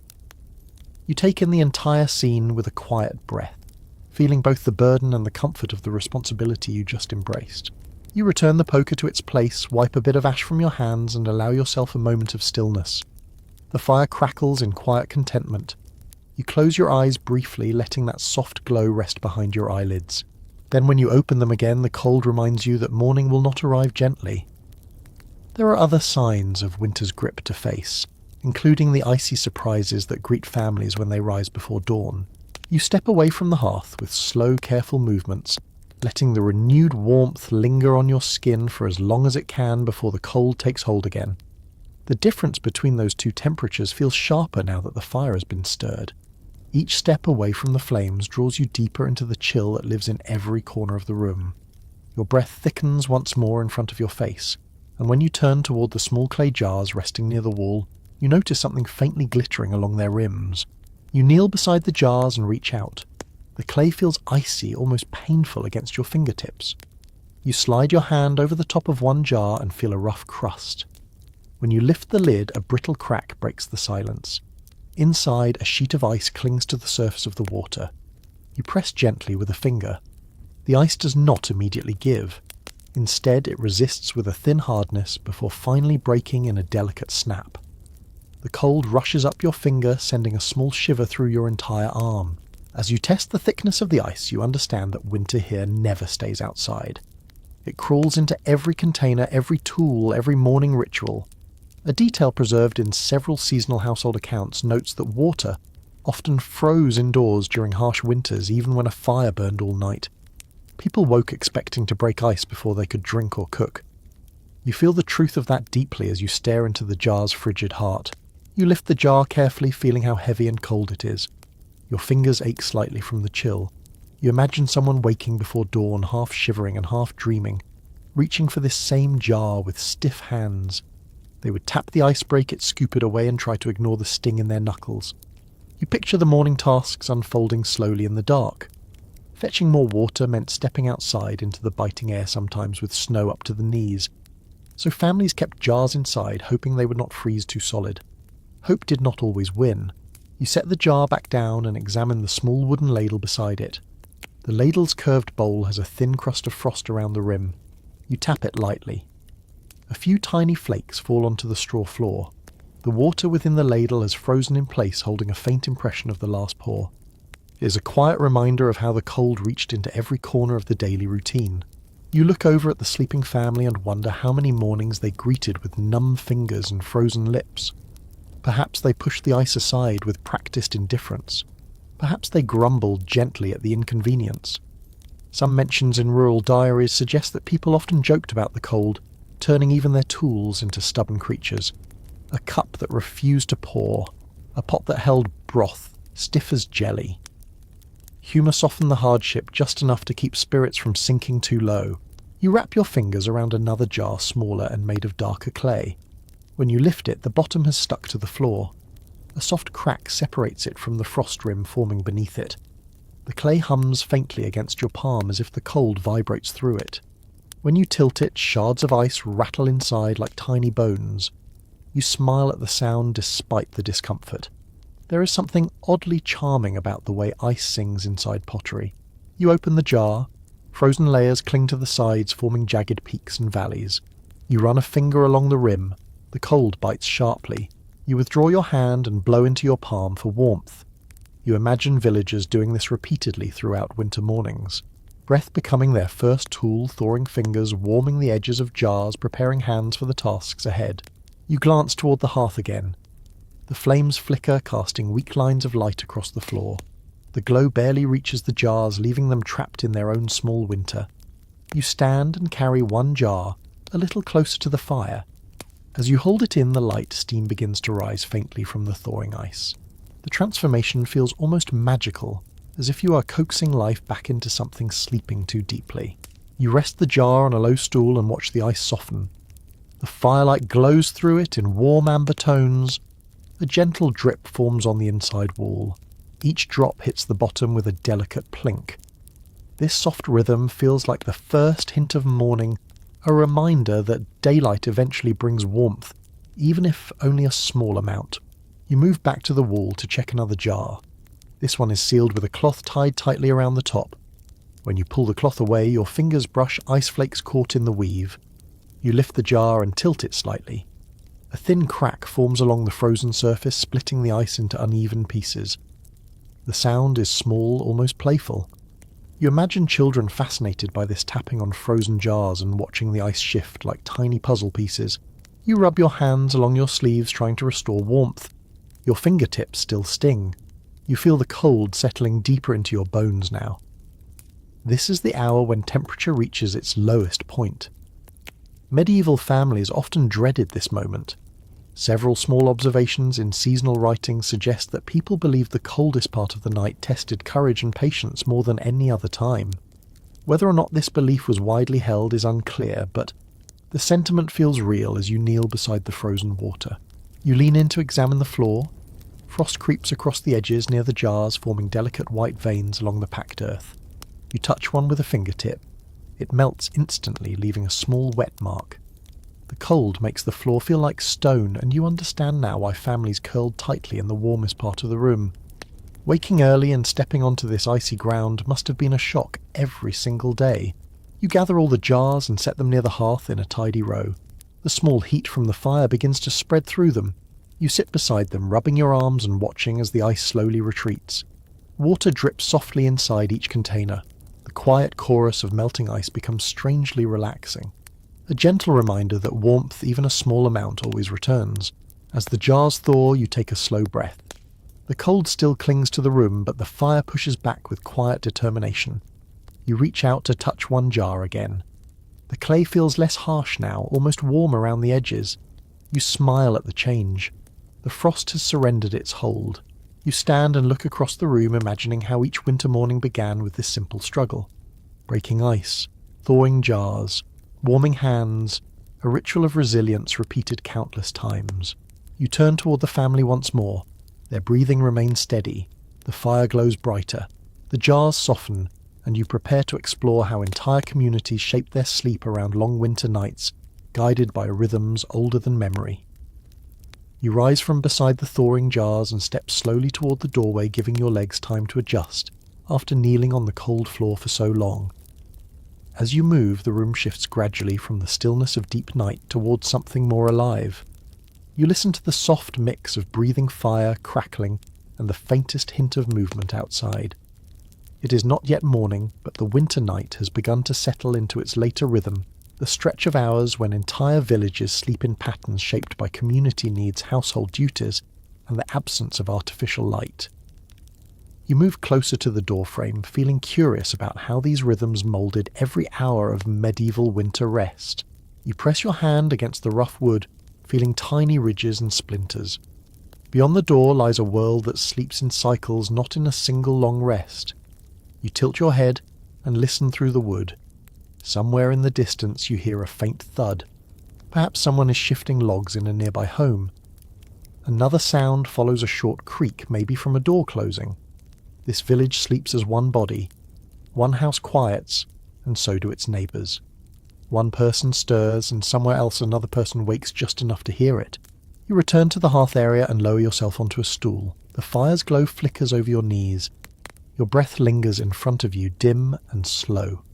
You fold your hands in your lap and let the warm light settle around you. It becomes clear that medieval families did not experience sleep the way modern people do. Several studies of historical rest patterns suggest that two-phase sleep was common, especially during winter. People fell asleep early after exhaustion, from long labour, woke for an hour or two in the middle of the night, then returned to sleep until morning. You sense that rhythm in this home. The family breathes in a steady pattern, but you feel the moment approaching when one or two of them might stir shift or whisper before drifting back into dreams. You listen closely. Outside, a rooster calls too early for dawn. Perhaps he senses something in the cold. The sound echoes faintly through the walls. You smile at the thought that even animals contribute to the village rhythm. In some winter accounts, people described roosters crowing long before sunrise, confused by moonlight shining on snow. The early crow might annoy the family, but it also reminds you that the broader world is stirring in small, subtle ways. You look across the room at the children. They are still curled together, their breathing soft and almost musical. The mother shifts slightly, perhaps brushing away a draft or adjusting the cloak around her shoulders. She opens her eyes just long enough to glance at the hearth, making sure the fire still shows life, then settles again. You notice her movement with quiet admiration. Even in sleep, people in these homes held a kind of awareness, a half-awake readiness shaped by centuries of necessity. You lean back and let your head rest against the wall. The rough door presses lightly against your hair. You close your eyes for a moment to imagine how villagers created their bedtime routines. They likely ended their days early, gathering near the fire for a final warm drink or a shared story. There are mentions in some village traditions of families reciting simple evening prayers or humming soft tunes before sleep. These rituals helped mark the transition from work to rest, framing the long winter hours ahead. You open your eyes again. The firelight wavers, stretching shadows across the ceiling. You wonder how often children fell asleep before their parents even finished settling down. You picture a father lowering his voice, careful not to wake a baby. A mother smoothing a blanket, whispering reassurance if a draft startled a child awake. These routines repeated night after night, giving structure to a dark season that could otherwise feel endless. You shift forward on the stool and brush your fingertips across the floor. The earth feels cold but familiar. You think about how villagers organised their nights around shared expectations. In some accounts, people described an unspoken village quiet that fell after a certain hour in winter. Voices lowered, tools were put away, neighbours whispered rather than called across lanes. Everyone understood the importance of conserving energy and keeping peace. Sleep was not a private act. It was woven into the life of the entire community. You let your gaze drift toward the window shutters. They vibrate faintly as wind rushes past. The winter night has settled into its second half, calmer now, but no warmer. You imagine how this hour felt for those who lay awake between first sleep and second sleep. Some used the time for prayer, others tended the fire, some simply lay quietly thinking about chores, worries, or hopes.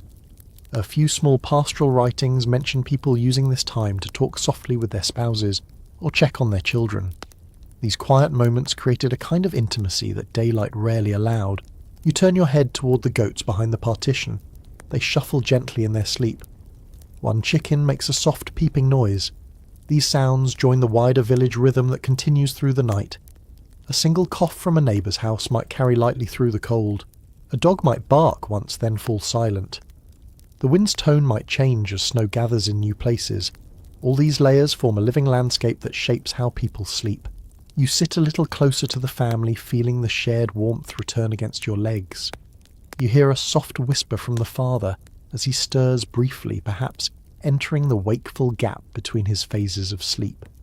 He murmurs something indistinguishable, adjusts the cloak over his daughter's shoulder, then settles again without fully waking.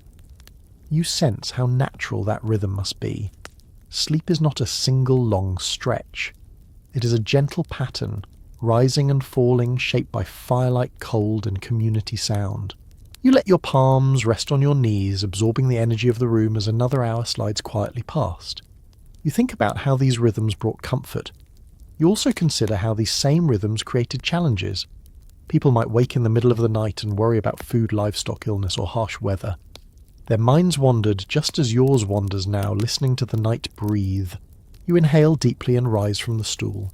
You glance once more at the family, their shapes rising and falling in the flickering light. The rhythms of their sleep feel ancient and enduring, part of a cycle that winter never truly breaks.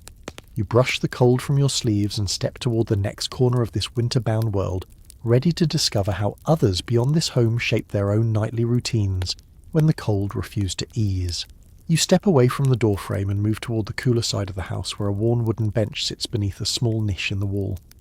Above it hangs a simple wooden cross, its edges softened by years of fingers brushing across it. The presence of this cross draws your attention to the influence of monastic traditions on everyday life. Even in humble homes far removed from the stone monasteries, echoes of monastic discipline shaped how families understood cold sleep and nightly endurance during winter. You settle onto the bench, feeling the chill seep through your clothes as you imagine stepping into a very different kind of winter night. You close your eyes for a moment, letting your mind wander toward the cloisters where monks and nuns kept their own quiet rhythms. Their stone chambers were even colder than village homes, often designed with little regard for comfort. In many monastic houses, windows were left unglazed for centuries. The wind roamed freely through open arches, turning the dormitories into icy caverns at night. One well-supported insight from monastic writings explains that sleeping in harsh cold was considered part of spiritual discipline. The discomfort reminded the body of its limits and encouraged humility. You picture monks lying in long rows on simple pallets, wrapped in coarse blankets, united in the shared challenge of enduring the night. You open your eyes again. The wooden cross above you catches the firelight in soft glimmers. Villagers admired monastic endurance. Many stories describe how peasants respected monks precisely because they lived with even fewer comforts. Their habits, meals, and sleeping conditions were simple, strict, and deeply tied to religious purpose. Over time, some of these habits drifted into village life. People believed that enduring hardship without complaint strengthened the spirit. This belief shaped how families faced winter nights. They accepted discomfort with patience, told children to be brave, and taught themselves to see cold as part of God's seasonal rhythm. You shift your weight on the bench and imagine the stone floors of a monastery. Cold radiates upward like a steady tide. Monks slept in their robes, kept their hoods pulled low, and avoided the luxury of personal blankets. In some orders, a single candle or small brazier offered the only warmth in vast dormitory halls. You picture the faint glow sliding across long rows of sleeping forms, the silence broken only by soft breath, rustling wool, or the occasional distant toll of a bell. The cross above you brings your focus back to this home. The resemblance between this household's modest routine and a monastic one becomes clearer. Children here sleep in layers, much like novices in training. Adults accept cold nights with quiet resolve. Firewood is rationed the same way monks ration their meals. Silence dominates the late hours. Even the structure of the room, with its single communal sleeping area, mirrors the shared dormitories of religious houses. You rest your hand on the bench, feeling grooves worn into the wood. You imagine a villager sitting here earlier in the evening, whispering a prayer for a mild winter, perhaps asking for protection. against sickness or frostbite. In many surviving winter chapel notes, priests encouraged families to embrace darkness and cold as part of the divine cycle. Such teachings reinforced the idea that suffering had meaning, something to endure with dignity. Whether or not every villager believed wholeheartedly in this idea, his influence seeped into their nightly habits. You draw your cloak closer and imagine stepping through a monastery gate under the evening sky. The cold wraps around you instantly. Bells call monks to evening prayer. Their chanting echoes through stone corridors, creating a deep resonance that sinks into your bones. After prayer, they retire to their cold beds. Some records describe how monks refrained from warming their hands or feet before lying down, viewing comfort as a distraction from devotion. The idea seems extreme, yet you sense how the philosophy trickled into villages in gentler forms. Many families passed down sayings about strengthening the body by resisting the cold rather than fleeing from it. You shift again, feeling the creeping cold along your wrists. You rub your hands together and recall that nuns often rose long before dawn for their first prayers, stepping from cold beds into colder corridors. Their breath formed pale clouds before their faces. Their feet moved silently across stone floors.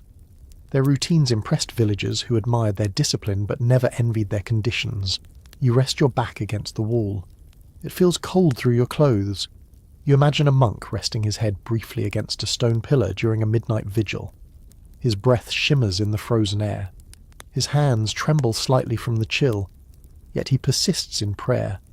This image helps explain why villagers saw winter nights not merely as hardship, but as opportunities to demonstrate strength, faith, and resilience. You let your gaze drift once more to the cross above you. Tiny cracks run through the wood filled with age and memory. It reminds you that spiritual presence was a comfort during cold nights. Families prayed before sleep. They whispered blessings over children. They thanked the fire for surviving one more day and asked for protection until dawn. You feel the weight of those traditions as you sit there. Then you think again of monastic influence in a more practical sense. Some monastic houses experimented with small tricks to stay warm, layering wool, placing stones near hearths before sleep, keeping animals nearby in certain rural orders, or using tightly woven cloaks as bedding. These techniques sometimes spread to surrounding villages. A quiet exchange of survival knowledge passed along through conversations with monks or through travellers who visited monasteries for shelter. You lift your hands to warm them near your mouth. Your breath glows faintly in the dim light. You imagine a monk doing the same during a long night of copying manuscripts, the cold stiffening his fingers as he worked. Even religious dedication could not escape winter's reach. You rise from the bench and step closer to the cross. You touch it gently with your fingertips. The wood feels smooth and cool. You whisper a thought, not quite a prayer, but something close. The feeling is natural in this setting. Cold nights invite quiet reflection. You lower your hand slowly, then glance back at the sleeping family. Their peaceful shapes glow faintly in the reflected firelight. You feel a renewed appreciation for their patience and strength.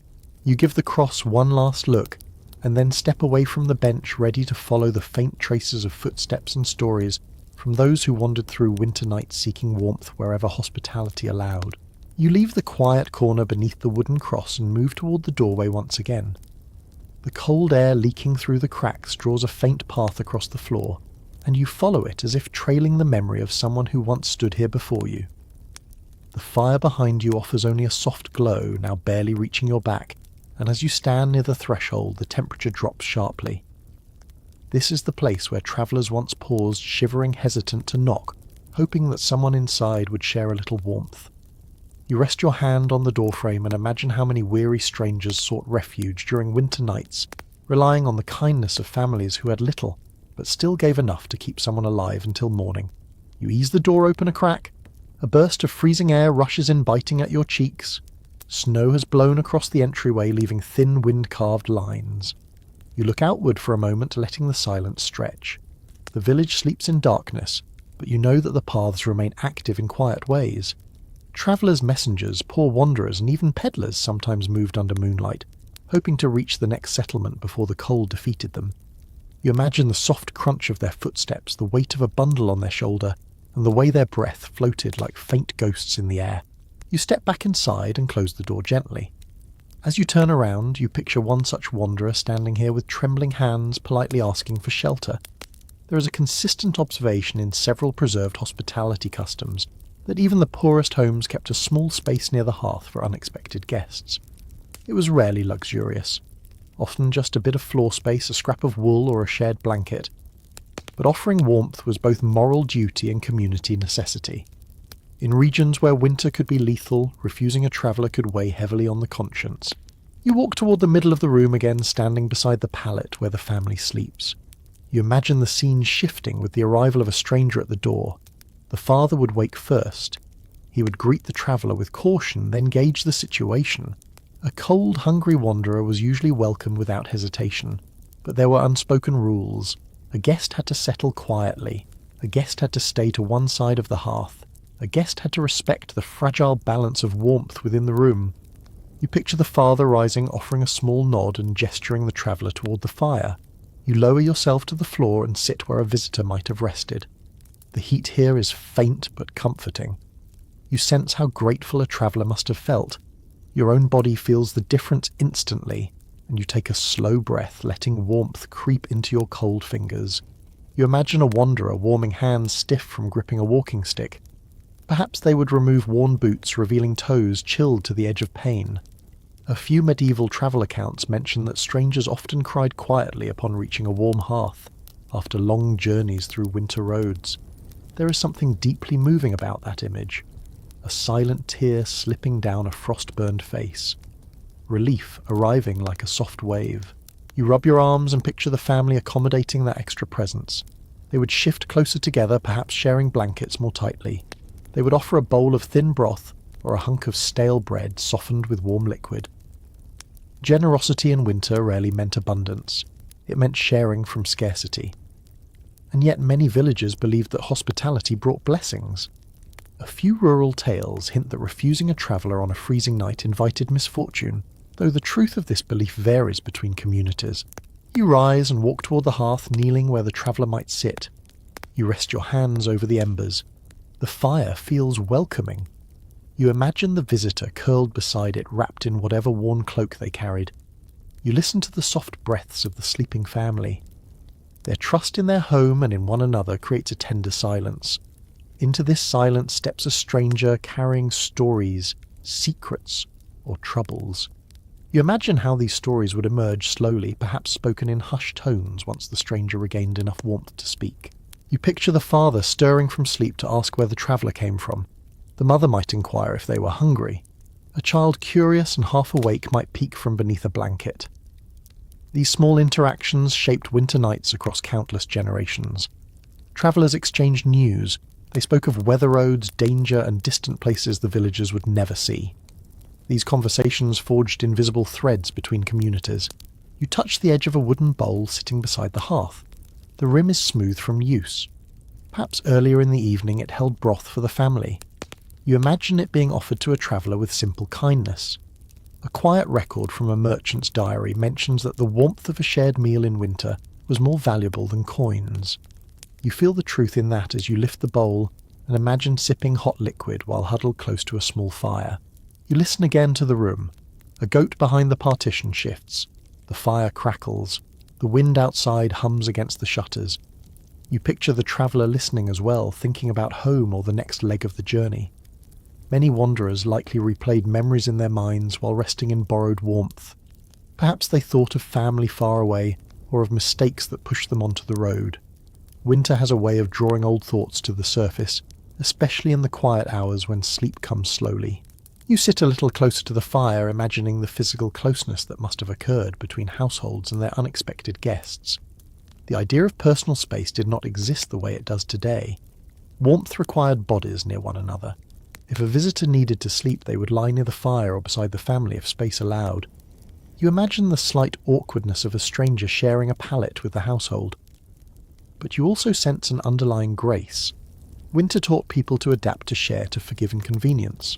You close your eyes briefly and picture a scene. A traveller enters the house late at night, snow clinging to their cloak.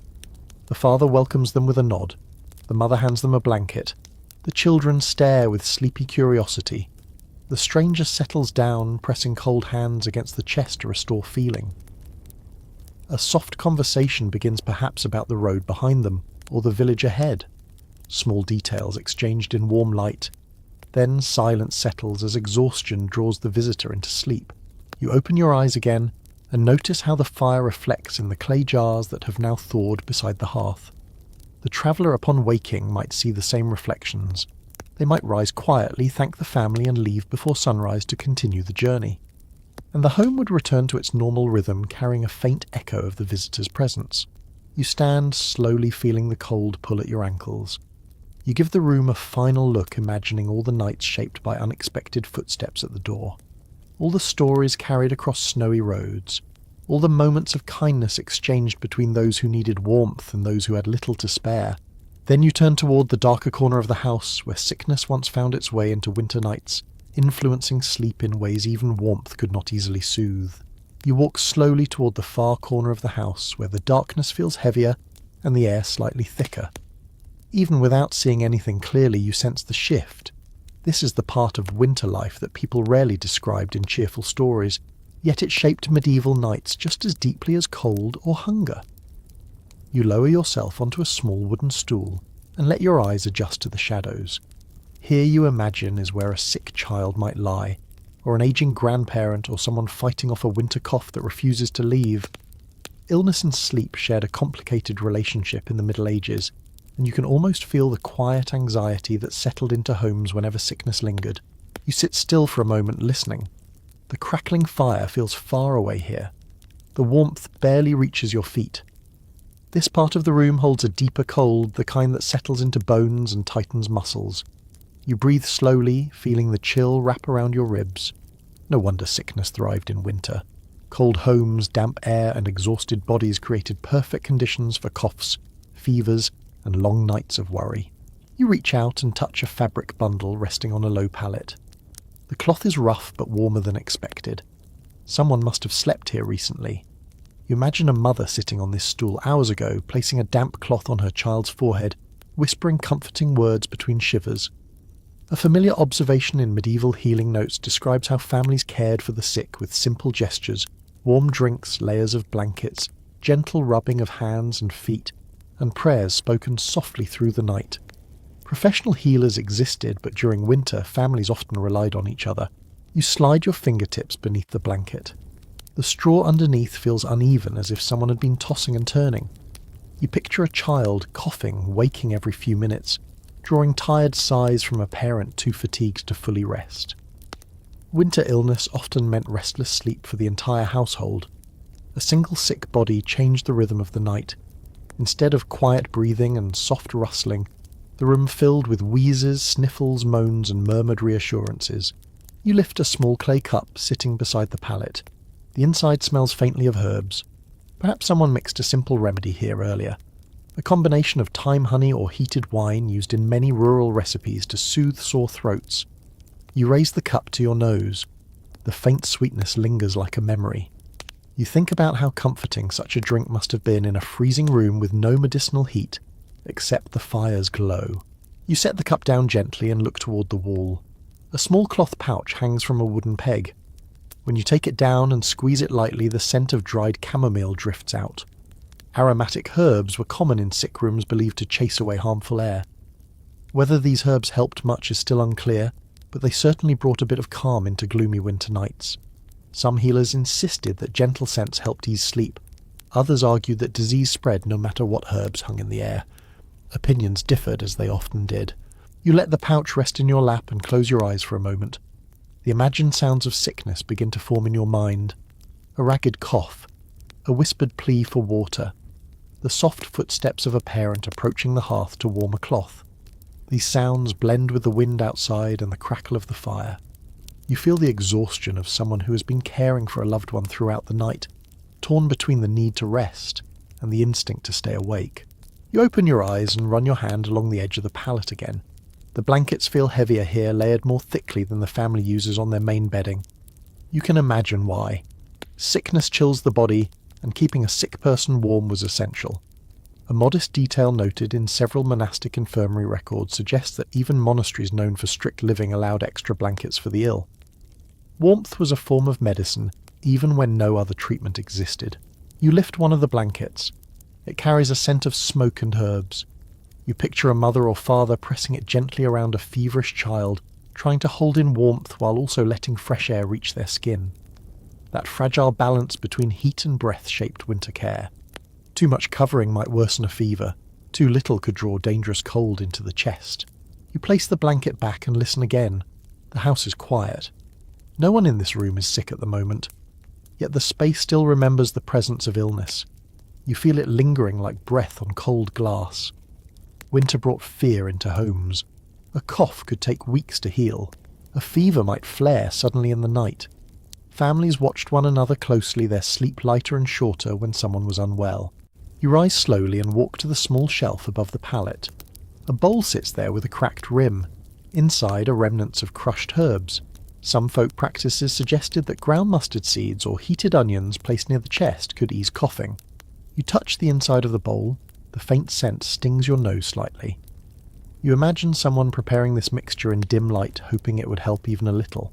You take a few steps back, noticing how the cold feels sharper in this corner. Illness and cold seem to chase each other through medieval winters. People whispered prayers at night, asking for protection from chills, coughs and spirits believed to roam in heavy air. You feel a quiet shiver at the thought. Even the most sceptical villagers probably felt unease on nights when sickness spread through homes one by one. You kneel again beside the pallet and rest your palm on the blanket. The texture feels softer now, warmed by your hand. You linger a moment, sensing the weight of all the winter nights this corner has witnessed. Nights when sleep was shallow. Nights when fear sat beside the fire. Nights when a parent stayed awake counting breaths in the dark. You inhale slowly, letting the cold settle into your lungs, then stand once more. You give the space a gentle glance before turning away. The room grows brighter near the hearth. The family sleeps peacefully.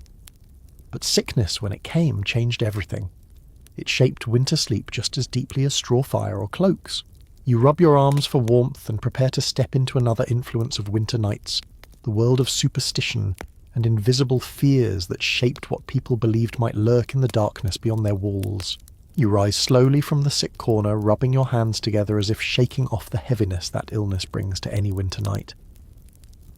As you walk toward the centre of the room again, you become aware of something else that has lived quietly beneath every detail of this home.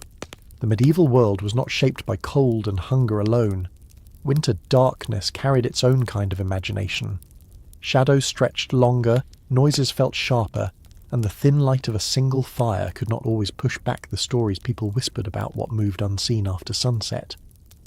You lower yourself onto a low wooden chest, and let your eyes wander to the dim edges of the room, where the glow fades into soft gloom. You sit still for a moment. A cold draught moves behind you, brushing your neck like a fingertip. You do not immediately turn. Instead, you allow yourself to imagine how a medieval villager might have reacted. In winter, when wind moaned through the cracks and frost glittered across windows, people felt the presence of more than weather. They felt the presence of beliefs, fears, and lingering tales that travelled from village to village. The night was not empty. It was crowded with old stories. You lean forward slightly and scan the room. The fire now lower casts trembling shadows across the walls. They flicker like dark shapes moving in slow, uncertain patterns. Your breath clouds faintly as you exhale, and even that small vapour looks ghostly under the thin light.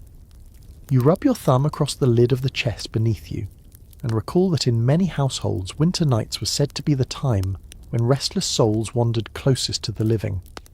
This idea appears again and again in folktale collections, not always taken literally, but never dismissed entirely. You shift your weight and listen to the faint rustle of animals behind the partition. The goat sighs softly. A chicken adjusts its feathers. These noises anchor you in the present, but beyond them, you sense how the medieval imagination turned every unexplained bump or whisper into something alive. You remember hearing stories described in old gatherings about spirits drifting through doorways, or creatures roaming the dark that were neither animal nor human. Whether such tales reflected belief or merely entertainment is uncertain, but they shaped the nightly atmosphere deeply. You turn your head toward a small wooden charm hanging above the door. It is carved in a simple spiral, worn smooth by fingers touching it over many years. You rise, walk toward it, and lift it gently. The charm feels light and polished. A few preserved rural traditions explain that charms like this were placed near doors to guard against cold spirits or misfortune that might slip into the home at night. People believed that certain symbols could confuse harmful forces or keep wandering souls from crossing thresholds. The charm here carries both the simplicity of everyday life and the quiet hope for protection. You let the charm fall back against the wood and stand there in silence. The room stills. The fire shifts with a soft pop. You imagine a family telling stories earlier in the evening before sleep, using old tales to pass the time as darkness gathered. Tales of winter spirits who followed travellers, tales of wandering lights drifting across snowy fields, tales of creatures who disliked warmth and watched from the shadows. Some stories were warnings for children, others offered explanations for strange winter events. Still others lived simply as tradition shaped by centuries of repetition. You step away from the door and return to the centre of the room. You lower yourself onto the straw near the hearth and look into the glowing coals. Their shapes change constantly, opening into little red mouths that seem to whisper. You tilt your head and imagine how someone half asleep might interpret these shapes. Firelight can play tricks, especially when exhaustion makes the mind wander. You understand how people confused shadows for figures, how they imagined movement in corners where nothing moved, how they believed that winter darkness sharpened the boundary between living and dead. You draw your cloak tighter around your shoulders. A slight shiver runs through you, not entirely from cold. The silence deepens. You lean one hand on the floor, feeling the chilled earth, and think about how superstition offered comfort as much as fear. When someone lit a candle by the hearth or placed herbs near the window, they were not simply defending against invisible threats. They were claiming a sense of control over the unknown. One gentle explanation found in pastoral writing suggests that people did these rituals not because they expected immediate results, but because they felt less alone in the cold when they performed them. You shift slightly, noticing a small cloth pouch tucked under the edge of the hearthstone. When you pull it out, a faint scent of rosemary escapes. This herb appears often in stories about protection, believed to purify the air and keep nightmares at bay. You smile faintly at the thought. Perhaps the family placed it there deliberately. Perhaps someone tucked it away months ago and forgot. Either way, the pouch lies on the floor like a small promise of safety. You place it back carefully and sit upright again. The fire dims and the shadows grow longer. Winter nights stretched for hours, and during those hours imaginations wandered freely. Some families believed that sleeping with one foot outside a blanket invited spirits to tug it. Others believed that certain dreams signalled weather changes. You picture a child waking from a dream and telling the mother that a shadow spoke to them. The mother would listen calmly, then explain gently that the dream meant nothing harmful unless repeated 3 times. Beliefs and patterns intertwined, creating small rituals that helped families navigate their fear of the unseen. You look toward the window shutter. A soft tapping sound echoes once, twice. Perhaps a branch brushing the outside wall. Perhaps ice shifting in the wind. But in medieval imaginations, such noises belonged to more mysterious possibilities. People spoke of winter spirits knocking on windows to test the bravery of those inside. You feel a slight prickling at the back of your neck and smile at your own reaction. Stories have power even when you know they are only stories. You turn toward the sleeping family. They breathe softly, untouched by these shadows and whispers. They have grown up with these tales, meaning they know how to sleep through the uncertainty. Fear here is quiet, woven gently into the fabric of night. It does not dominate. It coexists with daily life. You stand and brush straw from your hands. You take one final look at the dim corners, the charm above the door, the pouch near the hearth, and the flickering coals that almost seem to blink. You exhale slowly and feel a sense of calm settle through you. Superstition shaped winter sleep not through terror, but through stories that helped people feel connected to one another and to a world they did not fully understand. You take a quiet step forward, letting the shadows fade behind you, as you prepare to explore how winter sleep touched even the smallest members of the household, shaping their earliest memories in ways that lingered for a lifetime. You turn from the door and let your steps carry you toward the pallet, where the smallest shapes lie curled beneath thick folds of wool and patched linen.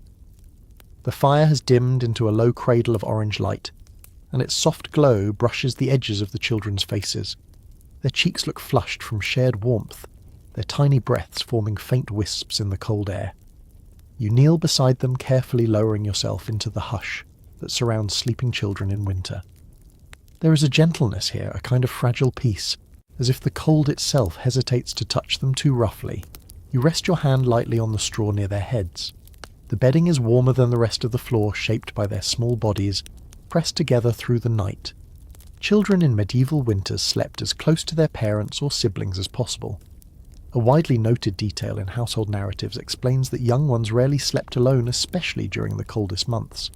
Their warmth was too precious, their vulnerability too great. As you watch their tiny chests rise and fall, you understand exactly why families arrange themselves to keep the littlest ones tucked safely in the warm centre. You shift a bit closer, careful not to disturb them.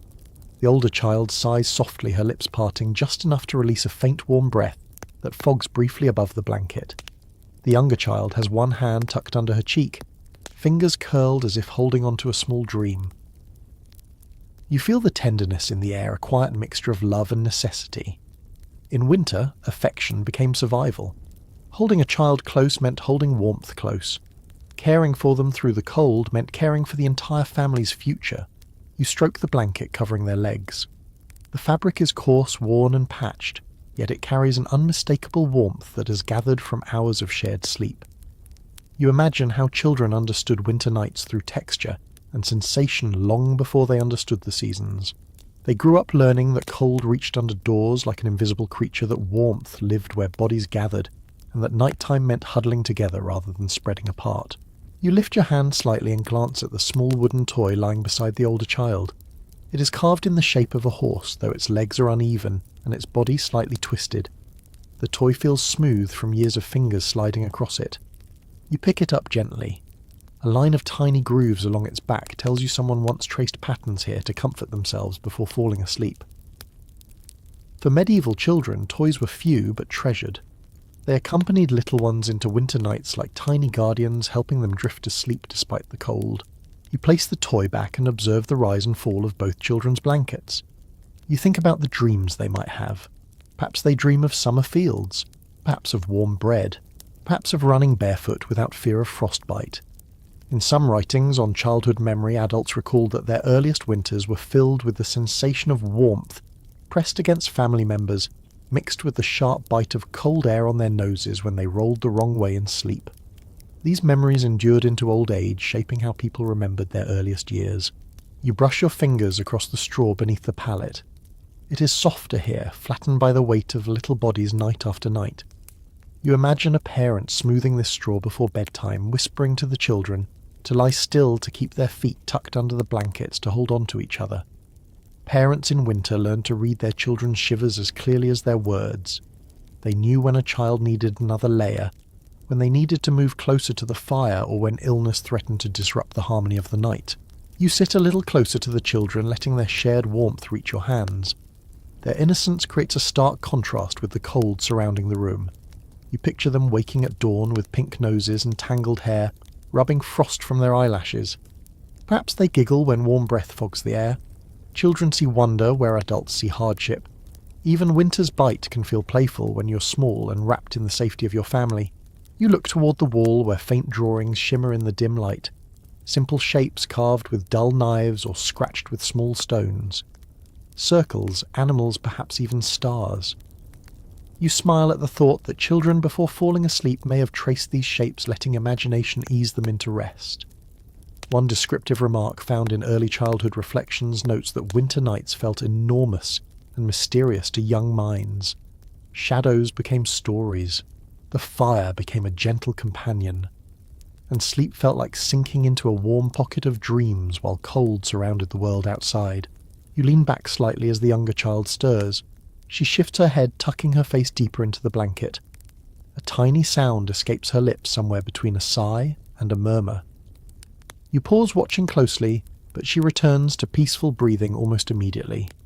Children were resilient, but winter demanded care even while they slept. Parents checked them often through the night, making sure blankets stayed in place, ensuring no draft found its way to tender skin. You reach for the edge of the older child's blanket and pull it gently up to her shoulder. The fabric rustles softly. You feel a bit like a guardian yourself watching over them, while the cold presses quietly against the walls. There is something soothing about this moment. The fire glows faintly. The children sleep deeply. The wind outside hums low and distant. You sense the timelessness of these nights, the same ritual repeated across countless winters, in countless homes where children slept through cold season after cold season, held close by warmth and love. You rise slowly, careful not to wake them. As you stand, their small breaths continue in steady rhythm, soft and reassuring. You look down at them one last time, letting their peaceful form settle into your thoughts. Winter may have been harsh, but childhood dreams softened its edges.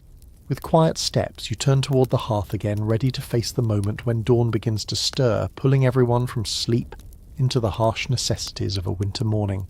You rise from the children's side and let your feet guide you back toward the faint glow of the hearth. The coals have settled into a deep red bed, pulsing quietly like a tired heartbeat. The room feels even colder now. This is the hour just before dawn, when winter presses its hardest, when even sleepers curl tighter, sensing the chill without fully waking. You take a slow breath, watching your exhale drift upward in a pale ribbon. Morning is coming, but it will not arrive gently. Medieval dawns demanded effort, strength, and the will to move before warmth returned. You step toward the door. Frost clings to the bottom of the wooden planks, forming delicate white lace along the frame. When you touch it lightly, the frost melts beneath your fingertip, leaving a tiny drop of cold water. That small reaction reminds you how fragile the warmth of the room really is. One slip in tending the fire, one long gust of wind, and the cold would reclaim the entire space within minutes. You feel a brief shiver travel through your spine. You turn back toward the hearth and kneel beside it. The coals glow faintly, just enough to cast a quiet shimmer across the floor. You know that in a few moments someone in the family will need to rise, gather kindling, and coax a flame from these tired embers. Many winter accounts reference the same morning ritual. Before anything else could happen, the fire needed to live again. Without it, water remained frozen, hands stayed stiff, and breath hung in the air like smoke. You imagine the father, waking first, rubbing his arms, sitting up with a soft groan, then leaning forward to check the coals. You brush a small piece of wood aside. The cold edge of the hearthstone presses against your knees. You pick up a stick and lay it gently on the embers. It does not catch at once. Instead, a faint thread of smoke curls upward. You lean closer. Your breath nudges the smoke slightly. You picture a medieval villager doing the same, breathing warm air onto the embers, whispering encouragement under their breath, hoping the fire decides to live. You rise again and look around the room. The family still sleeps, but signs of mourning drift through their bodies. The mother stirs slightly, pulling her cloak higher over one shoulder. The father shifts, folding one leg over the other. Even the children twitch and sigh, sensing a change in the night. You feel the anticipation of the household preparing to wake, despite the weight of the cold pressing inside and out. You step toward a small wooden table near the wall. On it sits a basket of tools and a few small bundles of dried herbs. You touch the handle of a wooden spoon cold as stone. You lift it and feel the stiffness in your fingers. Morning tasks would be difficult until warmth returned. A consistently mentioned detail from rural diaries describes how villagers warmed their tools by placing them near the fire for a short time before using them. Frozen wood could crack easily in winter, and cold metal made hands ache. You set the spoon down and pick up a small cloth pouch. Inside are a few winter spices or herbs used to flavour morning broth or warm wine. You shake the pouch lightly. The contents rattle like small seeds against cloth. You imagine the mother preparing a thin breakfast once the fire awakens, stirring slowly, letting steam rise into the air. Meals at dawn were simple but comforting, especially after long nights of cold. You walk toward the door again and press your ear lightly against it. Outside, the faintest hint of the morning begins to stir. A rooster cries in the distance, still too early but persistent. The wind hums low, brushing across frost-hardened ground. Somewhere nearby, a neighbour might be waking as well, scratching the cold from their eyes, pushing aside a blanket and rising reluctantly to meet the day. Villages often woke together in winter, one household's movements nudging others into consciousness. You step back from the door and return to the hearth. Your breath forms a curtain of fog in front of you. You sweep your hand gently through it and feel how cold the air still is. The fire needs more coaxing. You kneel once more, lift a small piece of dry thatch from a basket and tuck it near the embers. A soft crackle answers you. Then a faint orange glow flickers upward. It is small, no larger than a candle flame, but it promises life. As you watch the flame grow, you imagine the father performing this task daily. Fingers numb, but movement certain. Over time, the body learns these motions. You rub your own hands together, mimicking that experience. The flame strengthens slightly, casting a warm blush on your knuckles. You sit back on your heels and nod, quietly satisfied. You turn toward the family again. Dawn has not yet arrived, but the thin flame has already changed the room. Light touches the corner where the goat sleeps. The animals shift gently, sensing warmth returning. Their movements add soft sounds to the early morning stillness. You imagine them eager to step into the yard once daylight comes, scratching frost from their bodies and searching for whatever food winter still allows. You rise and wrap your arms around yourself. You take a slow breath and feel the shift in the air. This is the most difficult hour. Cold presses deepest. Muscles resist movement. Eyes resist opening. Yet this hour also carries strange beauty. The world is quiet. The fire is fragile but determined. Sleep loosens its grip, but dreams still cling to your thoughts. You stand there a long moment, watching the small flame brighten and stretch. You think about how many medieval mornings began exactly like this. Families waking under blankets stiff with frost, children shivering until the fire warmed the air, adults rising with aching joints, tools cold to the touch, water frozen in jars, chores waiting without sympathy. And yet life continued. Fires were kindled, bread was warmed, animals fed, children dressed. The village emerged from darkness one breath at a time. You take a final look at the scene before you, the family shifting quietly in their sleep, the animals stirring softly, the fire awakening from its shallow rest. Morning gathering at the edges of the world. You inhale deeply, feeling both the cold and the promise of light.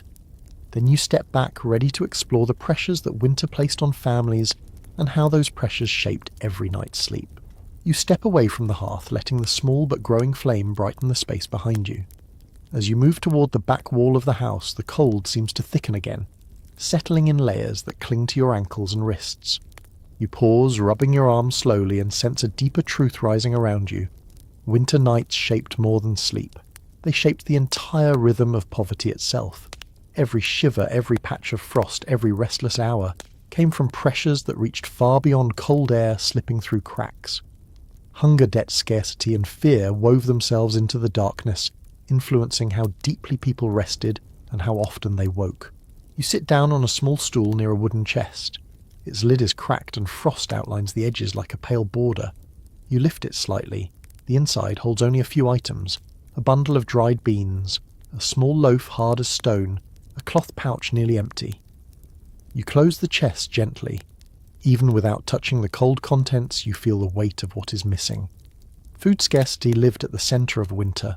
A well-documented pattern in medieval survival records shows that the poorest families ate less in the cold months, saving what they could for the hardest weeks. Hunger changed how people slept. It pulled them awake in the night, made dreams restless, made even warm blankets feel thin. You breathe slowly, imagining the dull ache of an empty stomach while lying on a straw pallet. You imagine children waking not from cold, but from hunger pangs that even sleep could not soften. You run your hand across your own stomach, almost expecting the same hollow feeling. You whisper to yourself, acknowledging the quiet truth that survival in winter was a negotiation between warmth and nourishment. The body could endure the cold with enough food, but when food grew scarce, every breath felt heavier. You rise from the stool and move toward the wall where tools lean in an uneven stack. There is a hoe with a splintered handle, a wooden rake missing 2 teeth, and a small basket with a broken rim. These tools rest silently now, but they remind you that work never truly stopped. Taxes had to be paid. Lords expected labour or dues even when fields slept under frost. You touch the handle of the hoe, it feels cold enough to sting. You imagine gripping it in early morning light, fingers, numb breath clouding the air, knowing that work had to continue regardless of the season. You sit back and consider how obligations shaped winter nights. Some families slept lightly because they feared surprise inspections from bailiffs or stewards. If taxes were overdue or grain quotas short, worry haunted them. A few rural accounts mention parents lying awake, whispering about what they owed and what they lacked. Their murmurs slipped into the cold air, blending with the crackle of the fire, shaping dreams with shadows of fear. You step farther into the room until you reach a small alcove where 2 baskets sit. One holds scraps of wool and cloth. The other is nearly empty. You kneel to examine them. The clippings feel brittle and several pieces crumble when you touch them. Clothing repairs could not wait for spring. Winter tore fabric quickly. Children grew, sleeves frayed, shoes thinned faster than anyone wanted. You pick up a scrap of wool and rub it between your fingers. You imagine a mother sitting near the hearth, stitching late into the night because a child's cloak needed mending before morning. You turn your head slightly, listening to the sleeping family. Their breaths are steady, but you can feel the strain beneath their peaceful poses. Poverty shaped not only how they slept, but how deeply they could rest. People in the Middle Ages often carried tiredness through entire seasons. Their bodies rarely reached true recovery. You let that idea settle quietly into your chest. You feel a soft ache for them, for their constant juggling of warmth, hunger and obligation. The wind outside sighs through the cracks. You wrap your cloak tighter and look toward the corner where the family keeps a small box of coins. You approach it and lift the lid. A few copper pieces lie inside, barely enough to buy anything substantial. Yet these coins represent hope, opportunities, maybe a bit of bread or salt at market. You imagine the father counting them by firelight, deciding whether to use them now or keep them for emergencies. You imagine him whispering decisions to his wife while the children slept, their voices low with worries. You stroke the wooden lid of the box and close it gently. Poverty made every choice feel heavy. Even sleep became a calculation. Should you stay wrapped in blankets for warmth or rise to tend tasks that could not wait? Should you burn more wood for comfort or save it for deeper winter? Should you eat now or stretch the food further? These questions travelled with villagers into the night, nesting in their dreams and weaving through their moments of wakefulness. You take a seat near the family's pallet, watching them sleep. One child shifts, murmuring something soft and indecipherable. The mother draws her closer. You sense how poverty also strengthened bonds. Families leaned on each other in ways modern life rarely demands. Their closeness at night was not only for warmth, but for reassurance. When resources ran thin, affection became a kind of shelter. You close your eyes briefly and listen to the house. The creak of beams, the faint hum of wind, the gentle breaths of sleepers. Beneath these quiet sounds you hear the invisible pressures pressing inward. Hunger, taxes, harsh weather, responsibilities waiting with the morning light. These pressures settled lightly over the family like a cold mist. When you open your eyes again, dawn still hides behind the horizon, but the awareness of coming chores sits with you. Fires to feed, snow to clear, tools to carry, animals to tend. Winter never allowed rest for long. You rise slowly, feeling as though the weight of their world has settled partly onto your shoulders. You take a final slow breath, letting the cold fill your lungs, and prepare to turn toward the small tricks and clever adaptations that helped families soften winter's bite, proving that even in the harshest seasons, creativity offered a little warmth. You move away from the corner where the small chest of coins rests and drift toward the centre of the room again, your feet brushing gently through the straw. The family still sleeps, their shapes bundled tightly together, wrapped in the weight of winter and the weight of their own efforts to endure it. Yet despite all the hardship, this room holds quiet evidence that people did not simply surrender to suffering. They invented small ways to soften the cold, tiny strategies born across generations, passed along through whispers, habits, and clever hands. You sink onto a low stool and let your eyes travel across the room, noticing those small adaptations waiting in the shadows. You lean forward and reach for a smooth riverstone resting near the hearth. The stone is warm to the touch. You roll it between your hands and imagine the process that warmed it earlier. Someone placed it near the fire for a long while, then wrapped it in cloth before tucking it at the bottom of a pallet. Warm stones were one of winter's small miracles, simple but deeply effective. One practical detail mentioned in rural winter notes describes how people favoured stones over embers because stones release steady heat without risk of sparks. You smile as you cradle the stone, feeling it cool gradually in your palms, the warmth fading like a memory.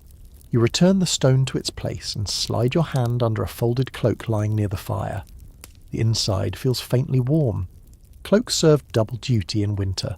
They shielded villagers from biting wind during the day and turned into bedding once darkness came. You picture someone spreading this cloak over their legs at night, letting its weight trap precious heat. Some families stitched bits of wool into the lining, creating makeshift insulation. You run your fingers along the edge, feeling the uneven patches.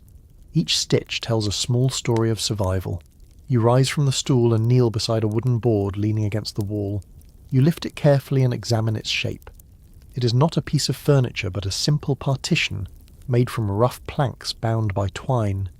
You hold it up and imagine it standing at the edge of a sleeping space. Many poor households used boards or woven mats to create small windbreaks around their bedding. The idea was straightforward: block drafts, trap warmth, and make the sleeping area feel more like a sheltered pocket. You place the board upright for a moment and feel how it disrupts the airflow. The difference is subtle but real. A small innovation, but one that could make a long night more bearable. You lower the board gently and shift your attention to a bundle of cloth near the door. Wrapped inside is a round leather object. When you pull it free, you recognize it as a filled bladder tied at the top. You lift it with both hands. It feels heavy and faintly warm. A clever trick mentioned in several winter anecdotes describes how villagers used heated water bladders to warm their beds. The water cooled slowly through the night, offering hours of comfort. You press the bladder lightly against your palm. Even now, after hours, it still holds some warmth. You imagine a child hugging it tightly, using it as both comfort and heat. You set the bladder down and look toward a small soot-darkened pot near the hearth. Its lid is cracked open slightly. You lift it and peek inside. Thick broth clings to the bottom. Families often kept a pot simmering through the night, using it for warmth as much as nourishment. The steam rising from a pot could raise the temperature of a room, even if only slightly. The scent lingers now, savoury and familiar. You breathe it in, imagining a family gathering around the pot in the evening, dipping pieces of stale bread inside and letting the warmth carry them towards sleep. You rise and step closer to the window. The shutters tremble faintly as wind brushes against them. You reach for the latch and feel the cold sneak through the gap. Then you notice a strip of cloth stuffed tightly beneath the frame, a simple draft catcher. People rolled cloth straw or moss into long strips and pushed them into window and door edges. These makeshift seals reduced cold air slipping inside.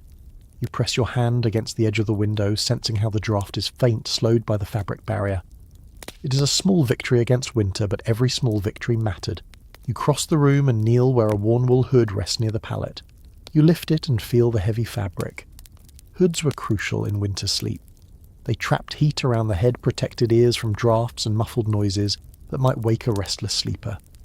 Many families slept with hoods or wrapped cloth around their heads. You pull the hood over your hair for a moment and feel its warmth encircle your ears. The sensation is soothing, like wearing a soft whisper. You remove the hood gently and set it back in place. As you do, your fingers graze a rough mat made of woven reeds. You examine it closely. The mat is designed not for the floor, but for hanging. Some households hung reed mats around sleeping areas to trap warmth. The mats acted as thin walls that reshaped airflow and created pockets of warmer air. You lift the mat slightly and see how it moves like a curtain, lightweight but effective in its own way. You rise again and take a slow breath. The air near the hearth feels slightly warmer now, and you sense how all these small tricks work together. Heated stones, water bladders, layered clothing, draft blockers, hanging mats, warm broth, clever arrangements of bodies and blankets. Each one added a small degree of comfort. Alone they were modest. Together they created a sleeping environment that turned a freezing home into something survivable. You step back and look around the room with quiet admiration. Poverty demanded ingenuity. People did not have the luxury of thick mattresses, well-sealed walls, or abundant fuel. Yet they adapted. They shared warmth.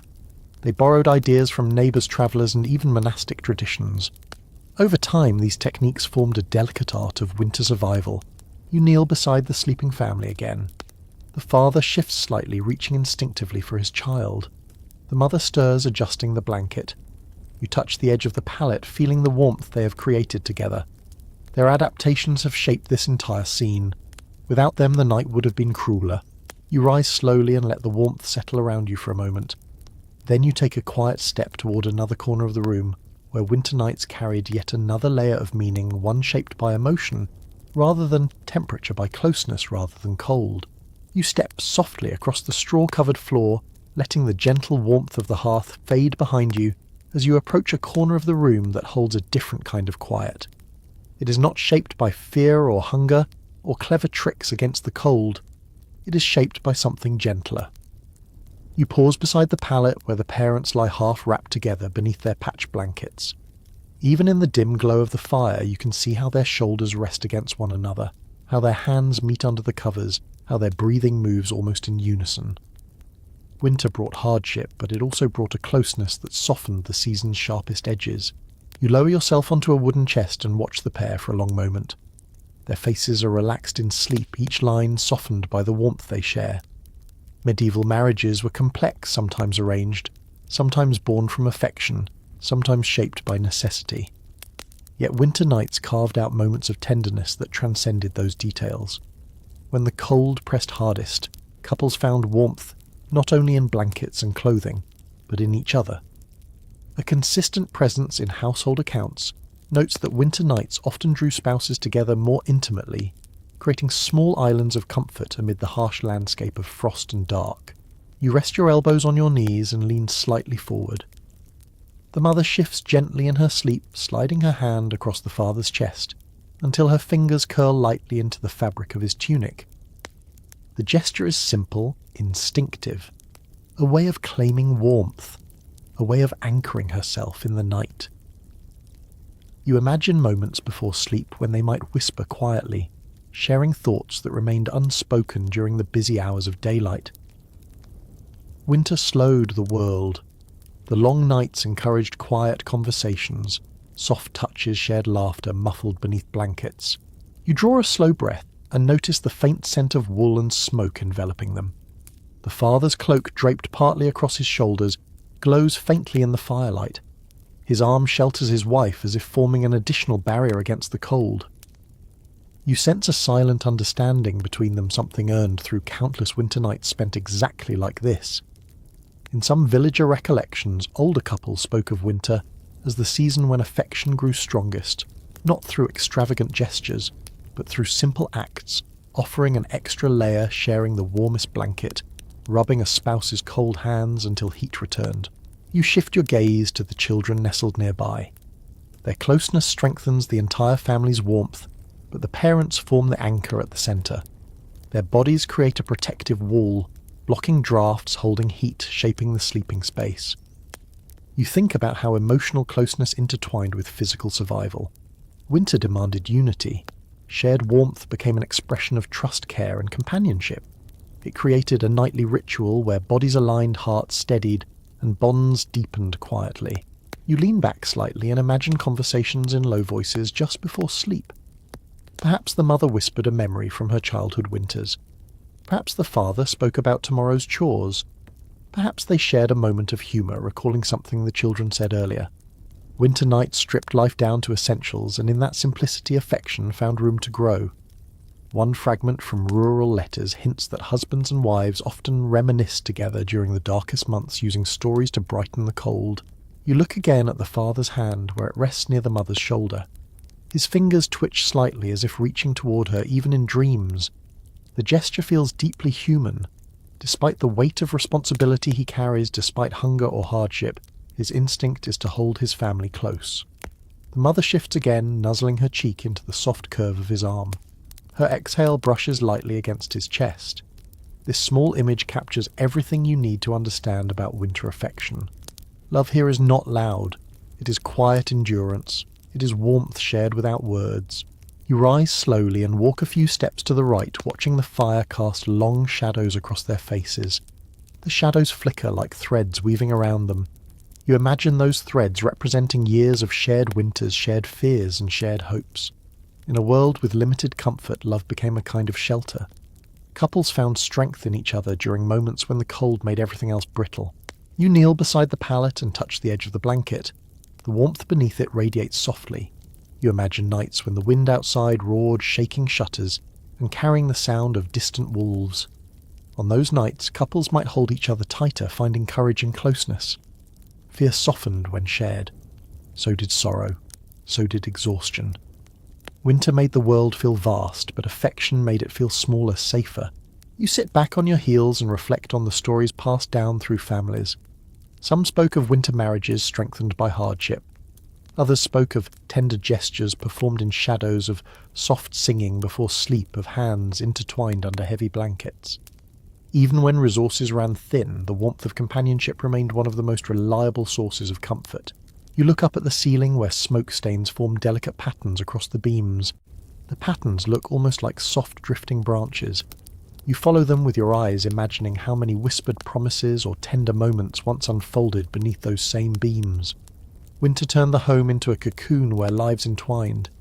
You feel that truth settling into your thoughts as you watch the couple sleep.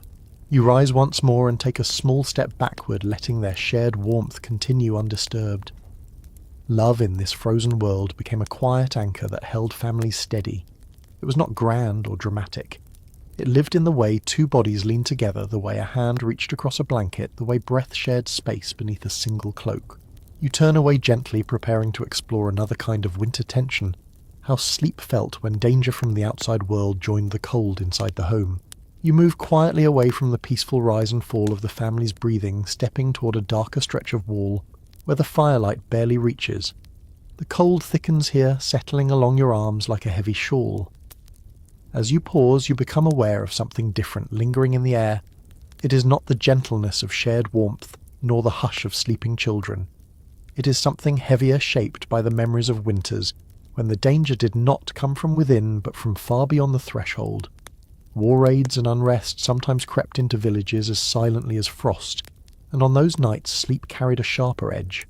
You run your hand along the wall, feeling its chill, and sense how fear once curled into every corner of this home. You walk toward the door, listening closely. The wood feels colder here, almost humming with the memories it holds. You place your palm flat against it. The silence outside is deep, but you imagine a different night, a night when distant shouts or the clatter of boots carried through the dark. One preserved recollection from a border village describes how families slept lightly in times of conflict, ears trained to detect whether unknown footsteps or quiet threats approached. Even peaceful villages knew such danger occasionally. Tension drifted like smoke across entire regions. You stand still, picturing a scene long gone. Perhaps soldiers from a distant lord marched through the winter roads, their armour clinking faintly. Perhaps bandits roamed, hoping to steal livestock or grain from poorly defended homes. The threat did not need to be close to disturb sleep. Rumours alone unsettled minds. People lay awake wondering whether danger would reach their door before dawn. You return to the hearth, letting its faint warmth brush your knees. You picture the father sitting exactly here on a troubled night, listening for any sound that might threaten his family. His hand would rest on a wooden tool that served as a makeshift weapon. His breath would hover in the cold air, steady but alert. Sleep for him would come in short, shallow waves. Even when eyes closed, the mind remained half awake. You kneel beside the fire and touch the embers lightly. The glow reflects off your fingertips, reminding you of how crucial this light was in uncertain times. Darkness outside could hide anything. Inside, the small glow of the hearth created a boundary that felt safe. Many winter accounts hint that villagers kept their fires burning longer during periods of unrest, fearing that an unlit home looked abandoned or vulnerable. You imagine the father adjusting the logs louder than usual, as if the noise could scare danger away. You turn toward the pallet. The mother might lie there with her arm around the children, but her sleep would not be deep. Her ears would listen for any unusual shift in the wind, any creak that did not match the house's usual rhythm. The instinct to protect her children would rise with every small noise. Her thoughts would drift between fear and hope, between imagining danger and praying for another night of peace. You rise and look toward the window shutter. You notice faint scratches along the bottom edge. You run your finger along them slowly. Perhaps these marks came from daily wear, or perhaps from a night long ago when someone secured the shutter in a hurry, fearing that danger lurked outside. In some regional reports, people described hammering extra boards across windows at night when conflict spread through nearby towns. Every home became its own small fortress. You breathe deeply and walk toward the door once more. You place your ear against the wood. The wind outside carries only its own cold voice, but you imagine how much heavier it would have sounded during troubled years. A dog barking too often could stir fear. Silence could be worse. You imagine nights when families whispered to stay quiet, when even children felt tension and huddled closer to their parents. You return to the centre of the room and lower yourself onto the straw. You feel the cold rising from the floor, and with it the instinctive desire to pull your knees close. You realize how little separated a sleeping family from the world outside. Thin walls, thin doors, thin blankets. Winter already tested their resilience. War magnified every hardship. You sit silently, letting the weight of that truth settle into your bones. You close your eyes for a moment and picture a winter when distant flames lit up the horizon, signalling burning barns or stolen livestock. A father might wake and listen for any hint that danger approached. A mother might prepare to gather her children quickly if needed. One rural chronicle mentions that families sometimes slept in their clothing, during such times ready to flee at a moment's notice. That image feels painfully vivid now, as you sit in the cold room imagining how fragile peace could be. You open your eyes and touch the straw beside you. It is cold and rough.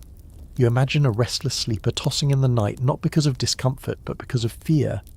Fear changes the body's rhythm. It tightens muscles. It sharpens breathing. It creates a quiet awareness that lingers like smoke in the air. Even in sleep, villagers sensed when their world felt unstable. You rise again and gaze at the family. Tonight they sleep peacefully, but the memory of conflict lives in the walls around them. You sense it in the way the home is arranged, in the careful placement of tools, in the heavy latch on the door. Winter did not simply bring cold. It also brought uncertainty that could stretch a night into eternity. You run your thumb along the latch gently. It feels worn, touched by countless hands. Hands that closed it against storms. Hands that closed it against fear. In that simple motion, you understand how much strength lay in nightly routines. Families protected one another with quiet gestures, each movement reminding them that danger, though real, could be faced together. You step back from the door slowly and let your fingers fall to your side. The fire crackles softly. The children shift gently. The mother's breathing deepens. Peace holds this room tonight. You inhale one calm breath and prepare to face the coldest hours of winter, when even the fire's glow feels fragile and the night tests every sleeper with its deepest chill. You turn slowly from the door, letting the faint memory of danger fall behind you as you walk back toward the center of the room. The fire has dwindled again, its glow sinking lower into the embers, and the cold gathers with renewed confidence. You feel it first along your ankles, then creeping up your legs, then brushing the back of your neck. This is the moment the night reaches its harshest point. The hour when the world lies at its coldest, when even the breath of sleepers falters slightly, and when the darkness feels thicker than anywhere else in the day. You draw your cloak closer, and let your steps guide you toward the pallet where the family sleeps, sensing the shift that comes before dawn. You kneel once more beside the straw and breathe out slowly. Your exhale becomes a pale cloud hanging in front of your face. It lingers longer now, revealing how heavy the cold has grown. You look around the room for a moment. Frost glimmers faintly along the edges of the door. The window shutter trembles as the wind presses against it. Even the straw under your knees feels stiff, as if the cold has reached into its very fibres. This is when medieval families endured the true test of winter nights. The final stretch before sunrise, the hardest hours to survive. You lean closer to the hearth. The embers pulse weakly. You brush a thin layer of ash aside with your fingertips, feeling almost no warmth beneath it. The fire is tired, and you know that if someone does not tend it soon, the cold will take over.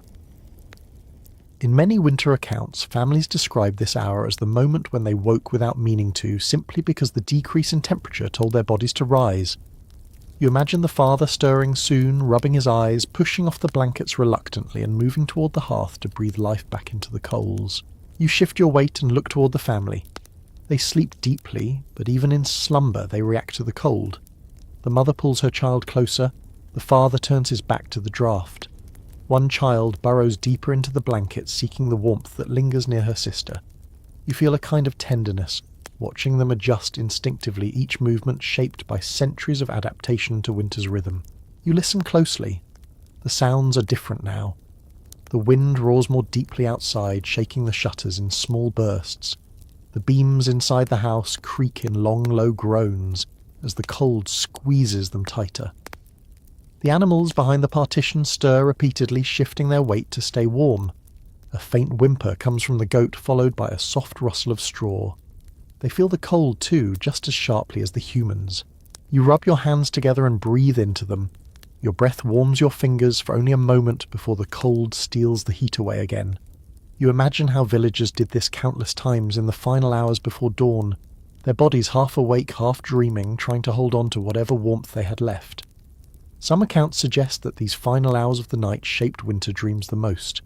People remember dreaming of fires, sunlight, warm bread, and summer fields. The mind reached for warmth when the body could not have it. You glance toward the door once more. A faint line of frost creeps higher, now shining with a pale blue sparkle. You run your knuckle along it. It melts quickly but leaves a small wet mark on the wood. You imagine how difficult it must have been to open the door at this hour. The latch could freeze, the hinges might stiffen, even the air outside felt hostile. But eventually someone would need to step out to gather morning water or check on animals. That thought makes your shoulders tighten with sympathy. You return to the hearth and push the embers gently to one side. A tiny glow peeks through as if waking reluctantly. You place a fragment of dry wood onto it. For a moment nothing happens. Then a thin wisp of smoke rises. A faint spark curls upward. You lean in, breathe softly, and watch the spark settle into the wood. It glows with the smallest hint of life, a reminder that even in the coldest moment warmth can return. You sit back and let the feeling of the moment settle into you. The deepest winter hour is not only cold, it is quiet in a way that feels ancient. A quiet that carries centuries of breath, shiver, and hope. People in the Middle Ages understood that cold tested the spirit, and yet they also understood that enduring these hours made morning feel like a victory. You shift again, feeling the stiffness of your muscles. You watch the children for another long moment. One child's breath trembles slightly, her nose peeking from beneath the blankets. The mother adjusts her cloak in her sleep, her hand brushing her child's hair. You can almost feel the love in that simple gesture spread naturally through the layers of cold. You stand, slowly letting the cold settle over your shoulders again like a thin sheet of ice. You take in the room one more time. Frost on the door, breath lingering in the air, animals shifting behind the partition, a small ember glowing with new strength. The night still holds tight to its power, but dawn hints at the horizon. You can almost sense the faintest loosening of darkness. This is the hour when the cold feels endless, when the world seems suspended in a deep frozen breath. Yet it is also the moment right before light returns, the moment when survival becomes certain, if you can hold on just a little longer. You exhale slowly, steadying yourself, and turn toward the final stretch of this winter journey, when the cold begins to soften, and the long-awaited thaw creeps quietly into the world. You stand in the dim room, letting the cold press gently against your cheeks one last time, as you turn toward the quiet shapes sleeping on the pallet.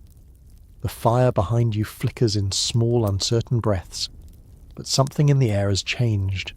You feel it before you see it. A faint loosening of the night, a soft shift in the stillness, a slow easing that rolls through the house like the smallest ripple of hope. You step toward the door and place your fingertips along the edge of the wood. The frost feels thinner now. The silence feels lighter. Dawn is coming, and with it the first hint of the winter's retreat. You draw in a breath and let it out slowly. Your exhale forms a pale cloud, but it dissolves a little faster than before. You smile at the tiny difference. Medieval people noticed these details instantly. They lived close to the cold. They felt every change in the air. They knew when the worst of winter was beginning to bend even before the sun reached the sky. One recurring observation in rural seasonal notes explains that families often sense the approach of a milder day long before seeing it. A certain softness in the darkness, a certain ease in the wind, a certain quietness in the house itself. You touch the door latch lightly. It lifts with less resistance than it did during the deepest freeze. The frost clinging to the frame melts under your knuckle. You lean close, listening. The wind outside has shifted into a gentler rhythm, no longer sharp and biting, but slow and patient, as if it has grown tired of the endless battle with the house. Beyond it, you hear the faintest drip of melting frost, a soft, irregular pattern tapping the earth outside. This sound must have been one of the most welcome signs of late winter. Tiny drops of thaw bringing promises of warmth. You step back and turn to face the room. The fire glows with a new tone, warmer and brighter. You crouch near it and brush a few embers aside. The ash feels less icy beneath your fingers. When you add a small piece of wood, it catches more easily, the flame blooming with a steady confidence. You imagine how relieved families felt on mornings like this, when the fire cooperated, when kindling no longer fought against the cold, when warmth could be coaxed with fewer breaths and fewer prayers. You rise slowly and look toward the family. The children sleep more calmly now, their noses tucked gently beneath the blankets. The mother's shoulders have relaxed, no longer hunched tightly for heat. The father shifts in his sleep and pulls his cloak lower on his legs, not higher. These tiny adjustments reveal much. Their bodies sense the change even while dreaming. You kneel beside the children and brush a stray piece of straw from the younger one's cheek. Her skin feels warmer than before. You push yourself back to your feet and walk toward the small window. The shutter trembles lightly. You lift it a hair, just enough to peek through a narrow gap. The sky outside has begun to pale. Not bright yet, but touched with a muted silver that spreads gently across the horizon. You let the shutter fall into place and rest your forehead against the wood. This first light belongs to late winter. It carries no warmth, but it carries promise. You step away and walk across the room, letting your fingertips glide along the wall. The cold still clings to the door, but it no longer burns your skin. The house feels as though it can breathe again. You picture villagers waking on mornings like this and exchanging quiet smiles, grateful for even the smallest relief. Some families celebrated by opening shutters a little wider, or letting animals outside for a short stretch. Others took a moment to stand at the doorway, breathing in the milder air like a blessing. You return to the hearth and settle on a low stool. You stretch your hands toward the fire, feeling its warmth soak into your palms. You imagine how winter nights taught people to appreciate small comforts. A cup of warm broth, a morning without frostbite, a day when the wind softened enough to walk the fields without fear. These small gifts shape both hope and gratitude. You glance again at the family. Soon they will wake. The father will rise and stretch with a long groan, surprised that his joints ache a little less. The mother will open her eyes and wrap her arms around her children, noticing that their breath no longer fogs the air quite so heavily. The children will sit up with sleepy smiles, eager to run outside and see whether the frost has begun to retreat from the lane. Even the animals behind the partition will sense the change, their movements lighter and more restless. You lift one of the jars near the hearth and tilt it gently. The water inside moves freely, no longer caught in a thick shell of ice. You smile at the simple joy of it. A small, everyday miracle. Water that does not crack under your fingers. Water that can be poured without effort. Families welcomed these changes with relief that sank deep into their hearts. You stand again and take one final slow look around the room. The straw, the blankets, the cloaks, the warm stones, the herbs, the tools, the wooden cross, the tiny scratches on the shutters, the hearth, now glowing confidently. All these elements have shaped countless winter nights. All have witnessed struggle, tenderness, fear, ingenuity, and resilience. You walk a few slow steps toward the centre of the room and place your palm over your chest, feeling your own breath rise and fall. After journeying through the cold with this family, you feel the weight of winter lifting from your shoulders too.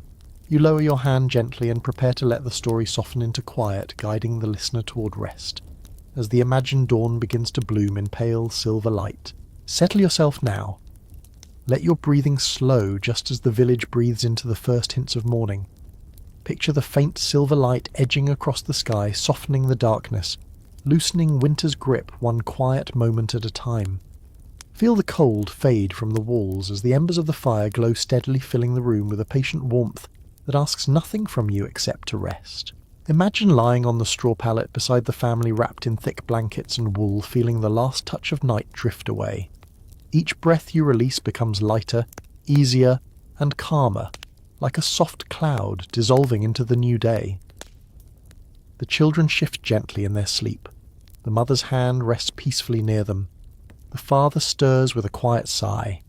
Everything is still. Everything is safe. Let the sounds fade. The wind outside softens into a distant murmur. The crackle of the fire becomes a faint whisper. The world no longer presses against you. It simply holds you warm and steady as the night melts slowly into morning. You have walked through the cold, through the breath of winter, through fear and tenderness, through the quiet strength of a medieval home.